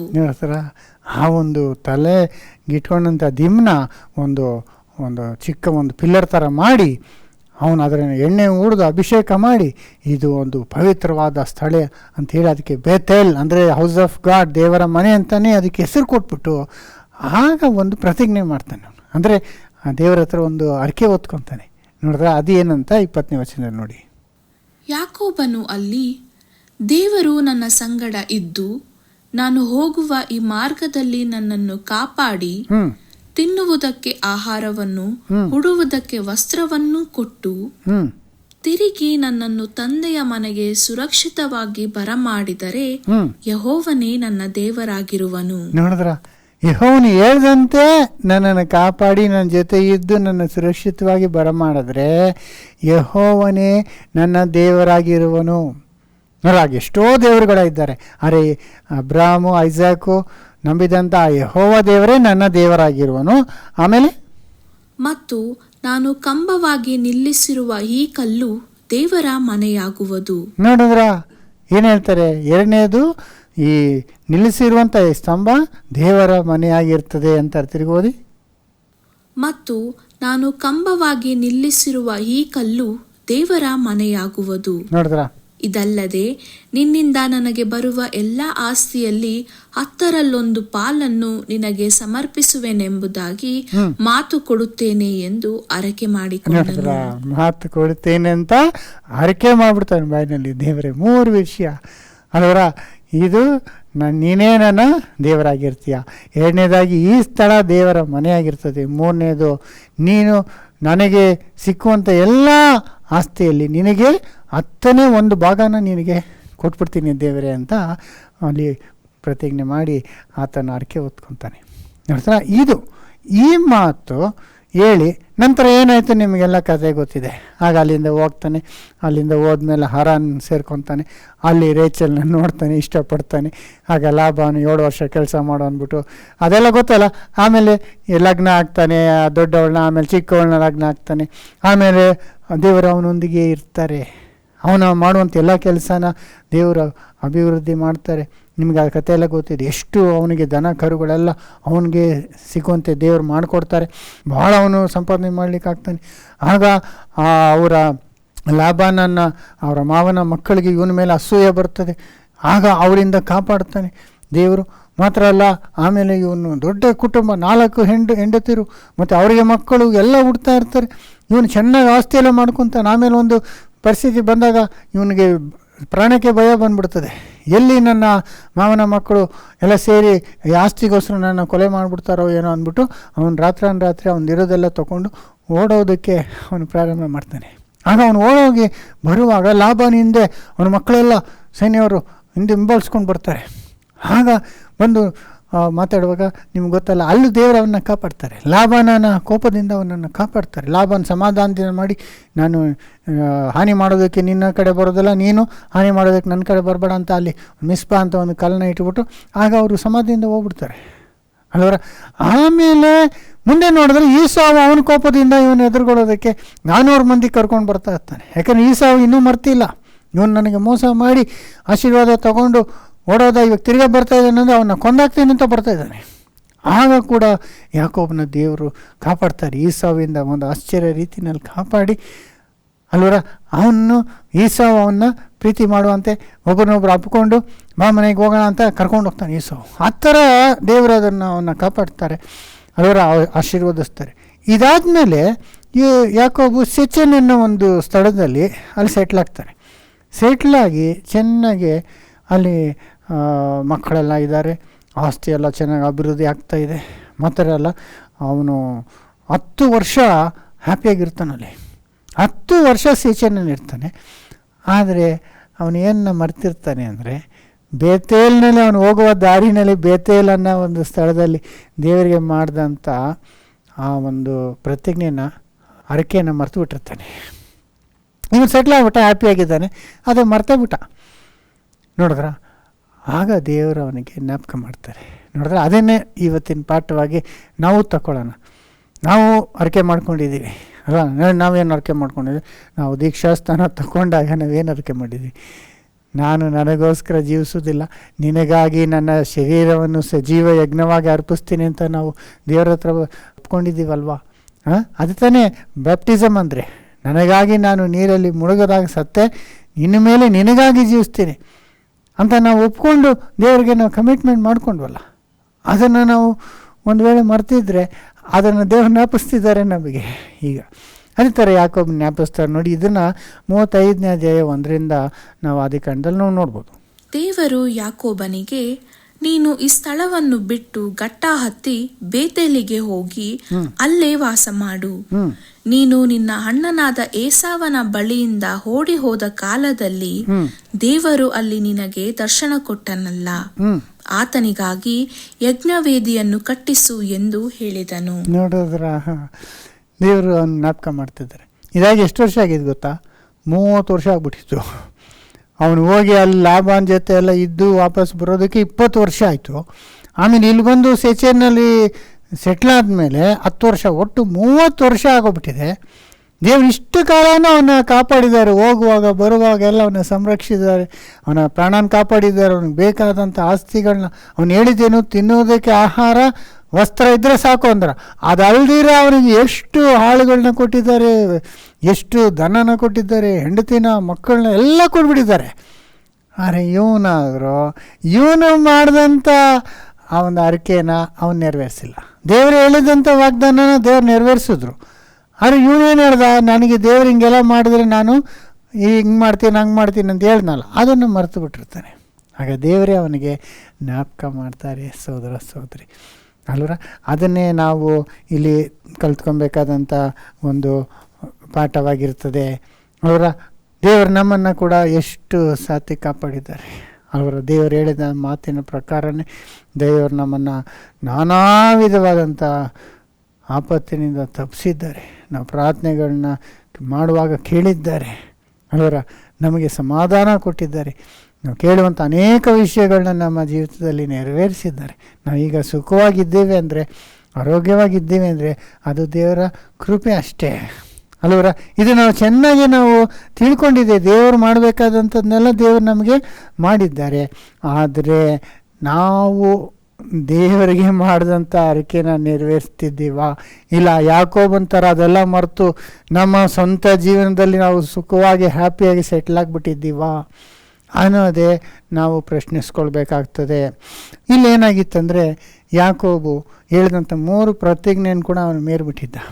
ಮೊದಲನೇದು ಏನು, ಅವನು ಹೀಗೆ ದೇವರನ್ನ ಕಾಪಾಡಿ ರಕ್ಷಿಸಿ ಪುನಃ ನನ್ನ ದೇಶಕ್ಕೆ ಬರಮಾಡಿದ್ರೆ ಯೆಹೋವನೇ ನನ್ನ ದೇವರಾಗಿರ್ತಾನೆ ಅಂತ. ಆದರೆ ಅದನ್ನೇ ಏನಾಗ್ಬಿಡ್ತು, ಮೇರ್ಬಿಟ್ಟಿದ್ರು. ಯಾಕಂದರೆ ಅವನಲ್ಲ, ಅವನ ಕುಟುಂಬದಲ್ಲಿ ಅನೇಕರು ಬೇರೆ ದೇವರುಗಳನ್ನ ಇಟ್ಕೊಂಡು ವಿಗ್ರಹಾರಾಧನೆಗಳನ್ನೆಲ್ಲ ಮಾಡ್ತಾಯಿದ್ರು. ಆಗ ಯಾಕೋಬ್ ರಿಯಲೈಸ್ ಮಾಡ್ಕೊತಾನೆ, ಅವನು ಹೇಳಿದಂಥ ಮಾತು ಏನು ಅಂದ್ಬಿಟ್ಟು ಅವ್ರನ್ನೆಲ್ಲ ಕರೆಸಿ ಇದೆಲ್ಲ ನಾವು ತೆಗೆದು ಬಿಸಾಡಬೇಕು ಅಂದ್ಬಿಟ್ಟು ಅದೆಲ್ಲ ಅವ್ರ ಹತ್ರ ಈಸ್ಕೊಂಡು, ಆ ವಿಗ್ರಹಗಳೆಲ್ಲ ಇತ್ತು, ಜ್ಞಾಪಕ ಇದೆಯಾ ನಿಮಗೆ? ಲಾಭಾನು ಅವ್ರ ಹಿಂದೆ ಅಟ್ಟಿಸ್ಕೊಂಡು ಬರುವಾಗ ಕೂಡ ಈ ರೇಚೆಯಲ್ಲೂ ಅವ್ರ ತಂದೆಯ ವಿಗ್ರಹಗಳನ್ನೆಲ್ಲ ತೊಗೊಂಬಂದ್ಬಿಟ್ಟಿರ್ತಾಳೆ. ಅದನ್ನು ತೊಗೊಂಬಂದಾದ್ಮೇಲೆ ಕೂತು ಬಿಟ್ಟಿರ್ತಾಳೆ, ನಿಮ್ಗೆ ಗೊತ್ತಲ್ವ? ಅದನ್ನೆಲ್ಲ ಹಂಗೆ ಇಟ್ಕೊಂಬಂದು ಅದನ್ನೆಲ್ಲ ಪೂಜೆ ಮಾಡ್ತಾ ಇರ್ತಾರೆ. ಯಾಕೋಬ್ ಕೂಡ ಸುಮ್ಮನೆ ಆಗಿಬಿಟ್ಟಿರ್ತಾನೆ. ಯಾಕೆಂದರೆ ಅವನಿಗೆ ಮಾಡಿದಂಥ ಅರಿಕೆ ಅವ್ನಿಗೆ ಜ್ಞಾಪಕ ಇಲ್ಲ. ಆದರೆ ದೇವರು ಯಾವ ರೀತಿ ಅವಾಗ ಜ್ಞಾಪಿಸಿದ್ರು, ಇಮ್ಮಿಡಿಯೇಟಾಗಿ ಅವನು ಅದನ್ನು ಜ್ಞಾಪಕ ಮಾಡಿಕೊಂಡು ಅದನ್ನೆಲ್ಲ ತಗೊಂಬಂದು ಒಂದು ಮರದ ಕೆಳಗೆ ಅದನ್ನು ಊತಾಕಿ, ಬನ್ನಿರಿ ನಾವು ಬೇತೇಲಿಗೆ ಹೋಗೋಣ ಅಂತ ಅವನು ಆ ಥರ ಮಾಡ್ತಾನೆ. ಇದನ್ನು ನೆಕ್ಸ್ಟ್ ವಚನದಲ್ಲಿ ಓದ್ಬೋದು. ಆಗ ಯಾಕೋಬನು ತನ್ನ ಮನೆಯವರಿಗೂ ತನ್ನ ಸಂಗಡ ಇದ್ದವರೆಲ್ಲರಿಗೂ, ನಿಮ್ಮಲ್ಲಿರುವ ಅನ್ಯ ದೇವರುಗಳನ್ನು ತಳ್ಳಿಬಿಟ್ಟು ನಿಮ್ಮನ್ನು ಶುದ್ಧೀಕರಿಸಿಕೊಂಡು ಮಡಿವಸ್ತ್ರಗಳನ್ನು ಹಾಕಿಕೊಳ್ಳಿರಿ, ನಾವು ಬೇತೇಲಿಗೆ ಹೊರಟು ಹೋಗೋಣ. ನೋಡಿದ್ರ ಸಹೋದರ ಸಹೋದರಿ, ಆ ಒಂದು ರಿವೈವಲ್ ಆಗ್ತಾನೆ ನೋಡಿ. ಸಹೋದರ ಸಹೋದರಿ, ನಾವು ಕೂಡ ಆಲೋಚನೆ ಮಾಡಬೇಕು. ನಾವು ದೇವರು ಒಬ್ಬನೇ, ದೇವರಿಗೂ ಮನುಷ್ಯನಿಗೂ ಮಧ್ಯಸ್ಥನು ಒಬ್ಬನೇ ಯೇಸು ಸ್ವಾಮಿ. ಈ ಸತ್ಯ ಎಲ್ಲ ನಾವು ಚೆನ್ನಾಗಿ ತಿಳ್ಕೊಂಡ್ವಿ. ಇದೆಲ್ಲ ಯಾವಾಗ ತಿಳ್ಕೊಂಡ್ವಿ ನಾವು ಅನ್ನುವಾಗ ದೇವರು ನಮಗೆ ದರ್ಶನ ಕೊಟ್ಟಾಗ ಅಲ್ವರ. ಯಾವಾಗ ದರ್ಶನ ಕೊಟ್ಟರು? ಎಷ್ಟೋ ವರ್ಷಗಳ ಹಿಂದೆ ನಾವು ದೇವರನ್ನ ನಾವು ಯಾರು ಅಂತ ತಿಳ್ಕೊಂಡ್ವಲ್ಲ, ನಿಜವಾದಂಥ ಈ ಸತ್ಯಗಳನ್ನೆಲ್ಲ ನಾವು ಅರ್ಥ ಮಾಡ್ಕೊಂಡ್ವಿ. ಅಲ್ಲಿ ತನಕ ಎಷ್ಟೋ ಕನ್ಫ್ಯೂಷನ್ಗಳಿತ್ತು. ನಾವು ಸತ್ಯವಾಕ್ಯಗಳನ್ನ ಕೇಳಿದಾಗ ದೇವರು ಯಾರು, ಯೇಸು ಯಾರು, ಅದು ಮಾತ್ರ ಅಲ್ಲ, ಆತನ ಯೋಜನೆ ಏನು, ದೇವರು ರಕ್ಷಣಾ ಯೋಜನೆ ಏನು, ಲೋಕಕ್ಕಾಗಿ ಅವ್ರು ಇಟ್ಟಿರುವಂಥ ಪ್ಲ್ಯಾನು, ಇದೆಲ್ಲ ನಾವು ಒಂದು ಆ ಯಾಕೋಬು ಆ ನಿಚ್ಚಣಿ ಮೇಲೆ ಆ ದೂತರನ್ನ ನೋಡಿದ ಥರ ಪರಲೋಕದಲ್ಲಿ ದೇವರು ಮಾಡುವಂಥ ಎಲ್ಲ ಕಾರ್ಯ ನಾವು ತಿಳ್ಕೊಂಬಿಟ್ಟವಲ್ಲ ಅಲ್ವರ. ಎಷ್ಟು ನಮಗೆ ದೇವರ ಐ ಓಪನಿಂಗ್ ಕಣ್ಣುಗಳನ್ನ ತೆಗೆದು ಮನೋಕನ್ನ ನೇತ್ರದಿಂದ ನಾವು ಎಷ್ಟು ಅದ್ಭುತವಾದ ವಿಷಯಗಳನ್ನೆಲ್ಲ ನಾವು ತಿಳ್ಕೊಂಡಿದ್ದೀವಿ. ಆದರೆ ಇದಾಗಿ ಎಷ್ಟೋ ವರ್ಷ ಆದಮೇಲೆ ಈಗ ಅನೇಕರ ಪರಿಸ್ಥಿತಿ ಹೆಂಗಿದೆ ಅಂದರೆ, ಆಗ ಇದ್ದಂಥ ಆ ಜೀಲು, ಆ ಉತ್ಸಾಹ ಎಲ್ಲ ಇಲ್ಲ. ಅವರಿಗೆ ಸತ್ಯ ಎಲ್ಲ ಗೊತ್ತು, 1000 ವರ್ಷ ಆಳ್ವಿಕೆ ಇದೆ, ಪುನರುತ್ಥಾನ ಇದೆ, ಇದೆಲ್ಲ ಗೊತ್ತಿದೆ, ನಿತ್ಯ ಜೀವದ ಬಗ್ಗೆ ಗೊತ್ತಿದೆ. ಆದರೆ ಆ ಒಂದು ಇಂಟ್ರೆಸ್ಟು, ಆ ಒಂದು ಆಗಿದ್ದಂಥ ಉತ್ಸಾಹ ಇಲ್ದಿರ ಹೋಗ್ಬೋದು. ಏಕೆಂದರೆ ಲೈಫ್ನಲ್ಲಿ ಸರೌಂಡಿಂಗ್ಸ್ ಹೆಂಗಿದೆ, ನಾವಿರುವಂಥ ಈ ಲೋಕದ ಜನಗಳು, ನಮ್ಮ ಸ್ಕೂಲ್ ಕಾಲೇಜಲ್ಲಿ ಇರುವಂಥ ಜೊತೆ ಸ್ನೇಹಿತರಾಗಿರ್ಬೋದು, ಇಲ್ಲಾಂದರೆ ನಮ್ಮ ನೈಬರ್ಸು ಅಕ್ಕಪಕ್ಕದವರಾಗಿರ್ಬೋದು, ಇಲ್ಲ ನಮ್ಮ ಮನೆ ನೆಂಟರುಗಳಾಗಿರ್ಬೋದು. ಈ ಲೌಕಿಕ ಜನಗಳ ಮಧ್ಯದಲ್ಲಿ ನಾವು ಜೀವಿಸುವಾಗ ಅವರ ಥರ ನಾವು ಕೂಡ ಏನಾಗ್ಬೋದು, ಬದಲಾಗಿ ಅವ್ರ ಥರನೇ ನಾವು ಏನು ಮಾಡ್ಬೋದು, ಬೇರೆ ಬೇರೆ ವಿಗ್ರಹಗಳು, ದೇವರುಗಳು, ಅಂದರೆ ಯಾವುದೇ ಒಂದು ವಸ್ತುನ ಇಲ್ಲ ವಿಷಯನ ನಾವು ದೇವರಿಗಿಂತ ಹೆಚ್ಚಾಗಿ ಪ್ರಾಮುಖ್ಯತೆ ಕೊಡ್ತೀವೋ ಆಗ ಅದೇ ನಮಗೆ ಅನ್ಯ ದೇವ್ರ ಥರ ಆಗ್ಬಿಡ್ತದೆ. ಕೆಲವರು ತಮ್ಮ ಕೆಲಸನ, ತಮ್ಮ ಬಿಸ್ನೆಸ್ನ ಎಷ್ಟು ಮುಖ್ಯ ಅಂತ ಅನ್ಕೊತಾರಂದರೆ, ಬೇಕಾದ್ರೆ ಸಂಡೇಗೆ ಆರಾಧನೆ ಮಾಡೋದು ಬೇಕಾದ್ರೆ ಬಿಟ್ಬಿಡ್ತಾರೆ. ಆದರೆ ಅದನ್ನು ಬಿಡೋದಿಲ್ಲ. ಅವ್ರು ಯೋಚನೆ ಮಾಡ್ತಾರೆ, ನಾನು ಬರ್ದಿರೋ ಹೋದರೆ ಆ ದಿವಸ ಒನ್ ಡೇ ನನಗೆ ಸಂಬಳ ಕಟ್ಟಾಗತ್ತೆ ಅನ್ನೋದೇ ಅವ್ರಿಗೆ ಯೋಚನೆ. ಒಂದಿನ ನಾನು ಸಭೆ ಮಿಸ್ ಆಗ್ತೀನಿ ಅನ್ನೋದ್ರ ಬಗ್ಗೆ ಅವ್ರಿಗೆ ಯೋಚನೆ ಇರಲ್ಲ. ಆವಾಗ ಯಾವುದು ಮುಖ್ಯ ಆಗೋಯ್ತು ನೋಡಿ. ಅದೇ ಥರ ಗಂಡನೋ ಹೆಂಡ್ತಿನೋ ಮಕ್ಕಳು, ಸಮ್ಟೈಮ್ಸ್ ತಂದೆ ತಾಯಿ ಕೂಡ ಇರ್ಬೋದು, ಇಲ್ಲ ಮಕ್ಕಳಾಗಿರ್ಬೋದು, ಅದೇ ಅವರೇ ಪರಮುಖ್ಯ ಆಗ್ತಾರೆ. ಅವ್ರಿಗೋಸ್ಕರನೇ ಎಲ್ಲ ಮಾಡ್ತಾ ಇರ್ತಾರೆ, ಇವ್ರು ಜೀವಿಸ್ತಾ ಇರ್ತಾರೆ. ದೇವರು ಫಸ್ಟ್ ಇರೋದಿಲ್ಲ ಅವ್ರ ಜೀವಿತದಲ್ಲಿ. ಹಂಗಾಗಿ ಅನ್ಯ ದೇವರುಗಳು ಕೂಡ ನಾವು ಇಟ್ಕೊಂಡಿರೋ ಒಂದು ಪರಿಸ್ಥಿತಿ ಕೂಡ ಇರ್ಬೋದು. ಸಹೋದರ ಅದನ್ನು ನಾವು ಚೆಕ್ ಮಾಡ್ಕೊಬೇಕು. ಯಾಕೋಬ ಹಂಗೆ ಹೇಳಿ ಆಮೇಲೆ 3ನೇ ವಚನ, ಕಷ್ಟ ಕಾಲದಲ್ಲಿ ನನ್ನ ವಿಜ್ಞಾಪನೆಯನ್ನು ಲಾಲಿಸಿ ನಾನು ಹೋದ ಮಾರ್ಗದಲ್ಲೆಲ್ಲ ನನ್ನ ಸಂಗಡ ಇದ್ದ ದೇವರಿಗೆ ಅಲ್ಲಿ ಯಜ್ಞವೇದಿಯನ್ನು ಕಟ್ಟಿಸುತ್ತೇನೆ ಎಂದು ಹೇಳಿದನು. ಬನ್ನಿ ತಿರ್ಗಾ ಬೇತೇಲಿಗೆ ಹೋಗೋಣ. ನನ್ನ ಕಷ್ಟ ಕಾಲದಲ್ಲಿ ಕಾಪಾಡಿದ್ರು, ನಾನು ಬೇಕಾದೆಲ್ಲ ಕೊಟ್ಟಂತ ದೇವರು, ಅವ್ರನ್ನ ನಾನು ಆರಾಧನೆ ಮಾಡಬೇಕು, ಅಲ್ಲಿ ಯಜ್ಞಪೀಠನ ಕಟ್ಟಿಸ್ಬೇಕು, ಬನ್ನಿ ಹೋಗೋಣ ಅಂತ ಹೇಳ್ತಾರೆ. ಆಮೇಲೆ ಆಗ ಅವರು ತಮ್ಮಲ್ಲಿದ್ದ ಎಲ್ಲ ಅನ್ಯ ದೇವರುಗಳನ್ನು, ತಮ್ಮ ಕಿವಿಗಳಲ್ಲಿದ್ದ ಮುರುವುಗಳನ್ನು ಯಾಕೋಬನಿಗೆ ಒಪ್ಪಿಸಲು ಅವನು ಅವುಗಳನ್ನು ಶೆಕೆಮ್ ಪಟ್ಟಣದ ಹತ್ತಿರವಿರುವ ಏಲಾ ವೃಕ್ಷದ ಬುಡದಲ್ಲಿ ಹೂಳಿಟ್ಟನು. ನೋಡಿದ್ರೆ ಸಮಾಧಿ ಮಾಡ್ಬಿಡ್ತಾರೆ. ಸಹೋದರಿ, ನಾವು ಕೂಡ ನಮ್ಮ ಅನೇಕ ವಿಷಯಗಳು, ನಾವು ಇಷ್ಟಪಡುವಂಥ ಕಾರ್ಯಗಳು, ಅದು ದೇವರಿಗೆ ವಿರೋಧವಾದಂಥ ಕಾರ್ಯಗಳಾಗಿರ್ಬೋದು, ಅದು ದೇವರಿಗೆ ಮಹಿಮೆ ತರುವಂಥ ಕಾರ್ಯಗಳಾಗಿರೋದಿಲ್ಲ ಅಂದ್ಕೊಳ್ಳಿ. ಆಗ ಅಂಥದ್ದೆಲ್ಲ ತೆಗೆದು ಊತಾಕಬೇಕು. ಸಹೋದರಿ, ನಮ್ಮ ಜೀವನದಲ್ಲಿ ಯಾವುದು ಪ್ರಾಮುಖ್ಯ ಅಲ್ವರ? ದೇವರ, ಇಲ್ಲ ಹಣನ, ಇಲ್ಲ ನಮ್ಮ ಓನ್ ಸ್ವಂತ ಸೌಕರ್ಯನ, ಅದೇನು ಅಂತ ನಾವು ತಿಳ್ಕೊಬೇಕು. ಒಂದು ವೇಳೆ ಅದು ಬೇರೆ ಕಾರ್ಯಗಳಿದೆ, ಅದನ್ನೆಲ್ಲ ನಾವು ಪಕ್ಕಕ್ಕೆ ತಳ್ಳಬೇಕು. ದೇವರನ್ನ ನಾವು ಮೊದಲು ನಮ್ಮ ಕಣ್ಣು ಮುಂದೆ ಇಟ್ಕೊಬೇಕು. ಅದಕ್ಕಾಗಿ ದೇವರಿಗಾಗಿ, ದೇವರನ್ನ ಸಂತೋಷಪಡಿಸೋದಕ್ಕಾಗಿ, ಆರಾಧನೆ ಮಾಡೋದಕ್ಕಾಗಿ ನಾವು ಜೀವಿಸಬೇಕು. ಬೇರೆ ಕಾರ್ಯಗಳನ್ನ, ಮೆಟೀರಿಯಲಿಸ್ಟಿಕ್ ಅಂದರೆ ಈ ಲೋಕ ಕಾರ್ಯಗಳನ್ನ ನಾವು ಬಹಳ ಮುಖ್ಯ ಅಂತೇಳಿ ಅದನ್ನೇ, ಆ ಮನೋರಂಜನೆ, ಆ ಒಂದು ಸಂತೋಷ, ಅದಕ್ಕೆ ನಾವು ಗುಲಾಮರಾಗಿ ಅದನ್ನೇ ನಾವು ಆರಾಧನೆ ಮಾಡುವಂಥವರಾಗಿರ್ಬೋದು. ಸಹೋದರ ಕ್ರೈಸ್ತರಾಗಿದ್ದರು, ಇಷ್ಟೊಂದು ಸತ್ಯ ತಿಳ್ಕೊಂಡಿದ್ರು, ದೇವ್ರು ನಮ್ಗೆ ಇಷ್ಟೆಲ್ಲ ಒಳ್ಳೇದು ಮಾಡ್ತಿದ್ರು, ದೇವರನ್ನೇ ನಾವು ಪಕ್ಕಕ್ಕೆ ಇಟ್ಟು ಈ ಕಾರ್ಯದಲ್ಲೇ ನಾವು ಟೋಟಲಾಗಿ ಮುಳುಗಿ ಹೋಗಿರ್ಬೋದು. ಸಹೋದರಿ, ಅಂಥ ಸಂದರ್ಭದಲ್ಲಿ ನಾವು ಇರೋದಾದರೆ ದೇವರು ಯಾಕೋಬ್ಗೆ ಹೇಳಿದಂತೆ ನಮಗೆ ಇವತ್ತು ಹೇಳುವಂಥ ಮಾತದೆ, ನೀನು ಬೇತೇಲಿಗೆ ಹಿಂದಿರುಗು ಬಾ. ಮೊದಲು ನೀನು ಸತ್ಯಕ್ಕೆ ಬಂದಾಗ ನೀನು ಯಾವ ರೀತಿ ಇದ್ದೆ, ನೀನು ಮಾಡಿದಂಥ ಆ ಒಂದು ಒಡಂಬಡಿಕೆ, ಏನಪ್ಪ ಒಡಂಬಡಿಕೆ ನಾವೆಲ್ಲ ಮಾಡ್ಕೊಂಡಿದ್ದಂದರೆ ನಮ್ಮನ್ನೇ ನಾವು ಸಜೀವ ಯಜ್ಞವಾಗಿ ಅರ್ಪಿಸಿದ್ವಿ. ಯಾಕಂದ್ರೆ ನಾವು ತಿಳ್ಕೊಂಡ್ವಿ ನಾವು ಹಿಂಗೆ ಪಾಪದಲ್ಲಿ ನಾವು ಜೀವಿಸ್ತಿದ್ರೆ ಬರುವಂಥದ್ದು ಮರಣ. ಆದರೆ ಯೇಸು ಮರಣನ ಜಯಿಸಿದ್ದಾರೆ. ಸೊ ಅವ್ರಿಗೋಸ್ಕರ ನಾವು ಜೀವನ ನಾವು ತ್ಯಾಗ ಮಾಡಿದ್ರೆ ಅವರು ನಮ್ಮನ್ನು ಕೂಡ ಎಬ್ಬಿಸ್ತಾರೆ ಅನ್ನೋ ಒಂದು ಮಹಿಮೆ ಉಳ್ಳ ಒಂದು ನಂಬಿಕೆ ನಮಗೆ ದೇವರು ಕೊಟ್ಟರು ಅಲ್ವಾ. ಆಗ ನಾವೇನು ಮಾಡಿದ್ವಿ, ಈ ಲೈಫು ಈ ಅಲ್ಪ ಜೀವಿತ ನನಗಾಗಿ ನಾನು ಜೀವಿಸೋದಿಲ್ಲ, ನನಗಾಗಿ ನಾನು ಸತ್ತು ಯೇಸು ಸ್ವಾಮಿಗೋಸ್ಕರ ನಾನು ಹೊಸಬನಾಗಿ ನಾವು ಬದುಕ್ತೀನಿ ಅಂತ ನಾವು ಪ್ರತಿಜ್ಞೆ ಮಾಡ್ಕೊಂಡ್ವಲ್ಲ. ಅದನ್ನೇ ರೋಮನ್ 12ನೇ ಅಧ್ಯಾಯ 1ನೇ ವಚನದಲ್ಲಿ ನಾವು ಎಲ್ಲ ಫಾಲೋ ಮಾಡೋಂಥ ನಮಗೆಲ್ಲ ಭಾಳ ಫೇವ್ರೇಟ್ ವಚನ ಇದು ಅಲ್ವಾ. ಆದದರಿಂದ ಸಹೋದರರೇ, ದೇವರ ಕನಿಕರವನ್ನು ನಿಮಗೆ ನೆನಪು ತಂದು ನಿಮ್ಮನ್ನು ಬೇಡಿಕೊಳ್ಳುವುದೇನೆಂದರೆ, ನೀವು ನಿಮ್ಮ ನಿಮ್ಮ ದೇಹಗಳನ್ನು ದೇವರಿಗೆ ಮೀಸಲಾಗಿಯೂ ಮೆಚ್ಚುಗೆಯಾಗಿಯೂ ಇರುವ ಸಜೀವ ಯಜ್ಞವಾಗಿ ಅರ್ಪಿಸಿರಿ. ಇದೇ ನಿಮ್ಮ ವಿವೇಕಪೂರ್ವಕವಾದ ಆರಾಧನೆಯು. ನಿಮ್ಮ ದೇಹವನ್ನು ಶರೀರವನ್ನು ದೇವರಿಗೆ ಮೀಸಲಾಗಿ ಪರಿಶುದ್ಧವಾದ ಯಜ್ಞವಾಗಿ ಅರ್ಪಿಸಿರಿ. ಸಜೀವವಾದ ಯಜ್ಞ. ಆ ಕಾಲದಲ್ಲಿ ಬಲಿಗಳು ಕೊಡೋರು. ಈಗ ಯಾಕೊಬ್ಬ ಹೋಗಿ ಬಲಿ ಕೊಡ್ತಾನೆ, ಹೋಗಿ ಬೇತೇಲಿಗೆ ಹೋಗಿ ಆ ತಿರ್ಗಾ ಅಲ್ಲಿ ಬಲಿಪೀಠನ ಕಟ್ಟಿ ಅಲ್ಲಿ ಮೇಲೆ ದೇವರಿಗೆ ಹೋಮ ಕೊಡ್ತಾರಲ್ಲ, ಹಾಗೆ ನಾವೇನು ಕೊಡೋದು ಹೋಮ? ಈಗ ಕುರಿನೆಲ್ಲ ತೊಗೊಂಡೋಗಿ ಕೊಡೋಕ್ಕಾಗತ್ತಾ? ಇಲ್ಲ. ನಮ್ಮನ್ನೇ ನಾವು ಸಜೀವ, ಸತ್ತೋಗೋದಲ್ಲ, ಬದುಕಿದ್ದೇವೆ, ಆದರೆ ನಿನಗಾಗಿ ಬದುಕಿದ್ದೇವೆ, ನಾವೇ ನಿನಗಾಗೇ ನಾವು ಜೀವಿಸ್ತೇವೆ ಅಂತ ನಮ್ಮ ಜೀವನವನ್ನೇ ನಾವು ಬಲಿಯಾಗಿ ಕೊಡುವಂಥದ್ದು. ಆಗ ನಾವೆಲ್ಲ ಮಾಡ್ಕೊಂಡಿದ್ದೀವಲ್ಲ, ದೀಕ್ಷಾಸ್ಥಾನ ತಗೊಂಡ್ರವರೆಲ್ಲ ನಾವು ಮಾಡ್ಕೊಂಡಿದ್ದೀವಿ ಅಲ್ವಾ. ಈಗ ಹೊಸದಾಗಿ ಕನ್ವೆನ್ಷನ್ ಆಗುವಾಗ 15ನೇ ತಾರೀಕು ಕೂಡ ನಾವು ಕನ್ವೆನ್ಷನಲ್ಲಿ ದೀಕ್ಷಾಸ್ಥಾನ ಇಟ್ಕೊಂಡಿದ್ದೀವಿ. ಅನೇಕರು ಅಲ್ಲಿ ಆಗ ದೀಕ್ಷಾಸ್ಥಾನ ತಗೊಳ್ತಾರೆ. ಅಂದರೆ ಏನರ್ಥ? ಇನ್ಮೇಲೆ ನನ್ನ ದೇವ್ರಿಗೋಸ್ಕರ ಯಾಕಂದರೆ ಈ ಜೀವನ ಅಲ್ಪವಾದಂಥ ಈ ಜೀವನ ಬೇಗ ಹೋಗ್ಬಿಡ್ತದೆ. ಆದರೆ ನಾವು ದೇವ್ರಿಗೋಸ್ಕರ ನಾವು ಉಪಯೋಗಿಸಿದ್ರೆ ನಿತ್ಯ ಜೀವ ನಮಗೆ ಕೊಡ್ತಾರೆ ಸ್ವಾಮಿ. ಯಾವ ರೀತಿ ದೇವರು 3ನೇ ದಿವಸ ಯೇಸುವನ್ನು ಎಬ್ಬಿಸಿ ಅವರ ಮಹಿಮೆ ಸ್ಥಾನಕ್ಕೆ ಎಚ್ಚರಿಸಿದ್ರು, ಅದೇ ರೀತಿ ನಮ್ಮನ್ನು ಕೂಡ ಮಹಿಮೆಯ ಶರೀರದಿಂದ ಎಬ್ಬಿಸ್ತಾರೆ. ಪ್ರಥಮ ಪುನರುತ್ಥಾನದಲ್ಲಿ ಆತನೊಂದಿಗೆ ಆಳ್ವಿಕೆ ಮಾಡುವಂಥ ಆಶೀರ್ವಾದ ಕೊಡ್ತಾರೆ. ಈ ವಾಗ್ದಾನ ಎಲ್ಲ ಇರೋದ್ರಿಂದ ನಾವೇನು ಮಾಡಿದ್ವಿ? ದೇವರೇ, ನಾನು ನನ್ನನ್ನೇ ಸಮರ್ಪಿಸ್ತೀನಿ ಅಂತ ನಾವು ಸಮರ್ಪಿಸ್ಕೊಂಡು ಬಂದ್ವಿ. ಹಾಗೆ ದೇವರು ನಮಗೆ ಅನ್ನ ವಸ್ತ್ರ ಕೊಟ್ಟಿದ್ದಾರೆ. ಪೌಲು ಹೇಳ್ತಾರಲ್ಲ, ನಾವು ಬೇರೆ ಅನ್ನ ವಸ್ತ್ರ ಇದ್ದರೆ ಸಾಕು ಅಂತ, ಅದನ್ನು ಕೊಟ್ಟಿದ್ದಾರೆ, ಹೆಚ್ಚಾಗೇ ಕೊಟ್ಟಿದ್ದಾರೆ ಅಲ್ವಾ. ಅನ್ನ ಯಾರು ಹಸಿವೆಯಿಂದ ಯಾರೂ ಇಲ್ಲ.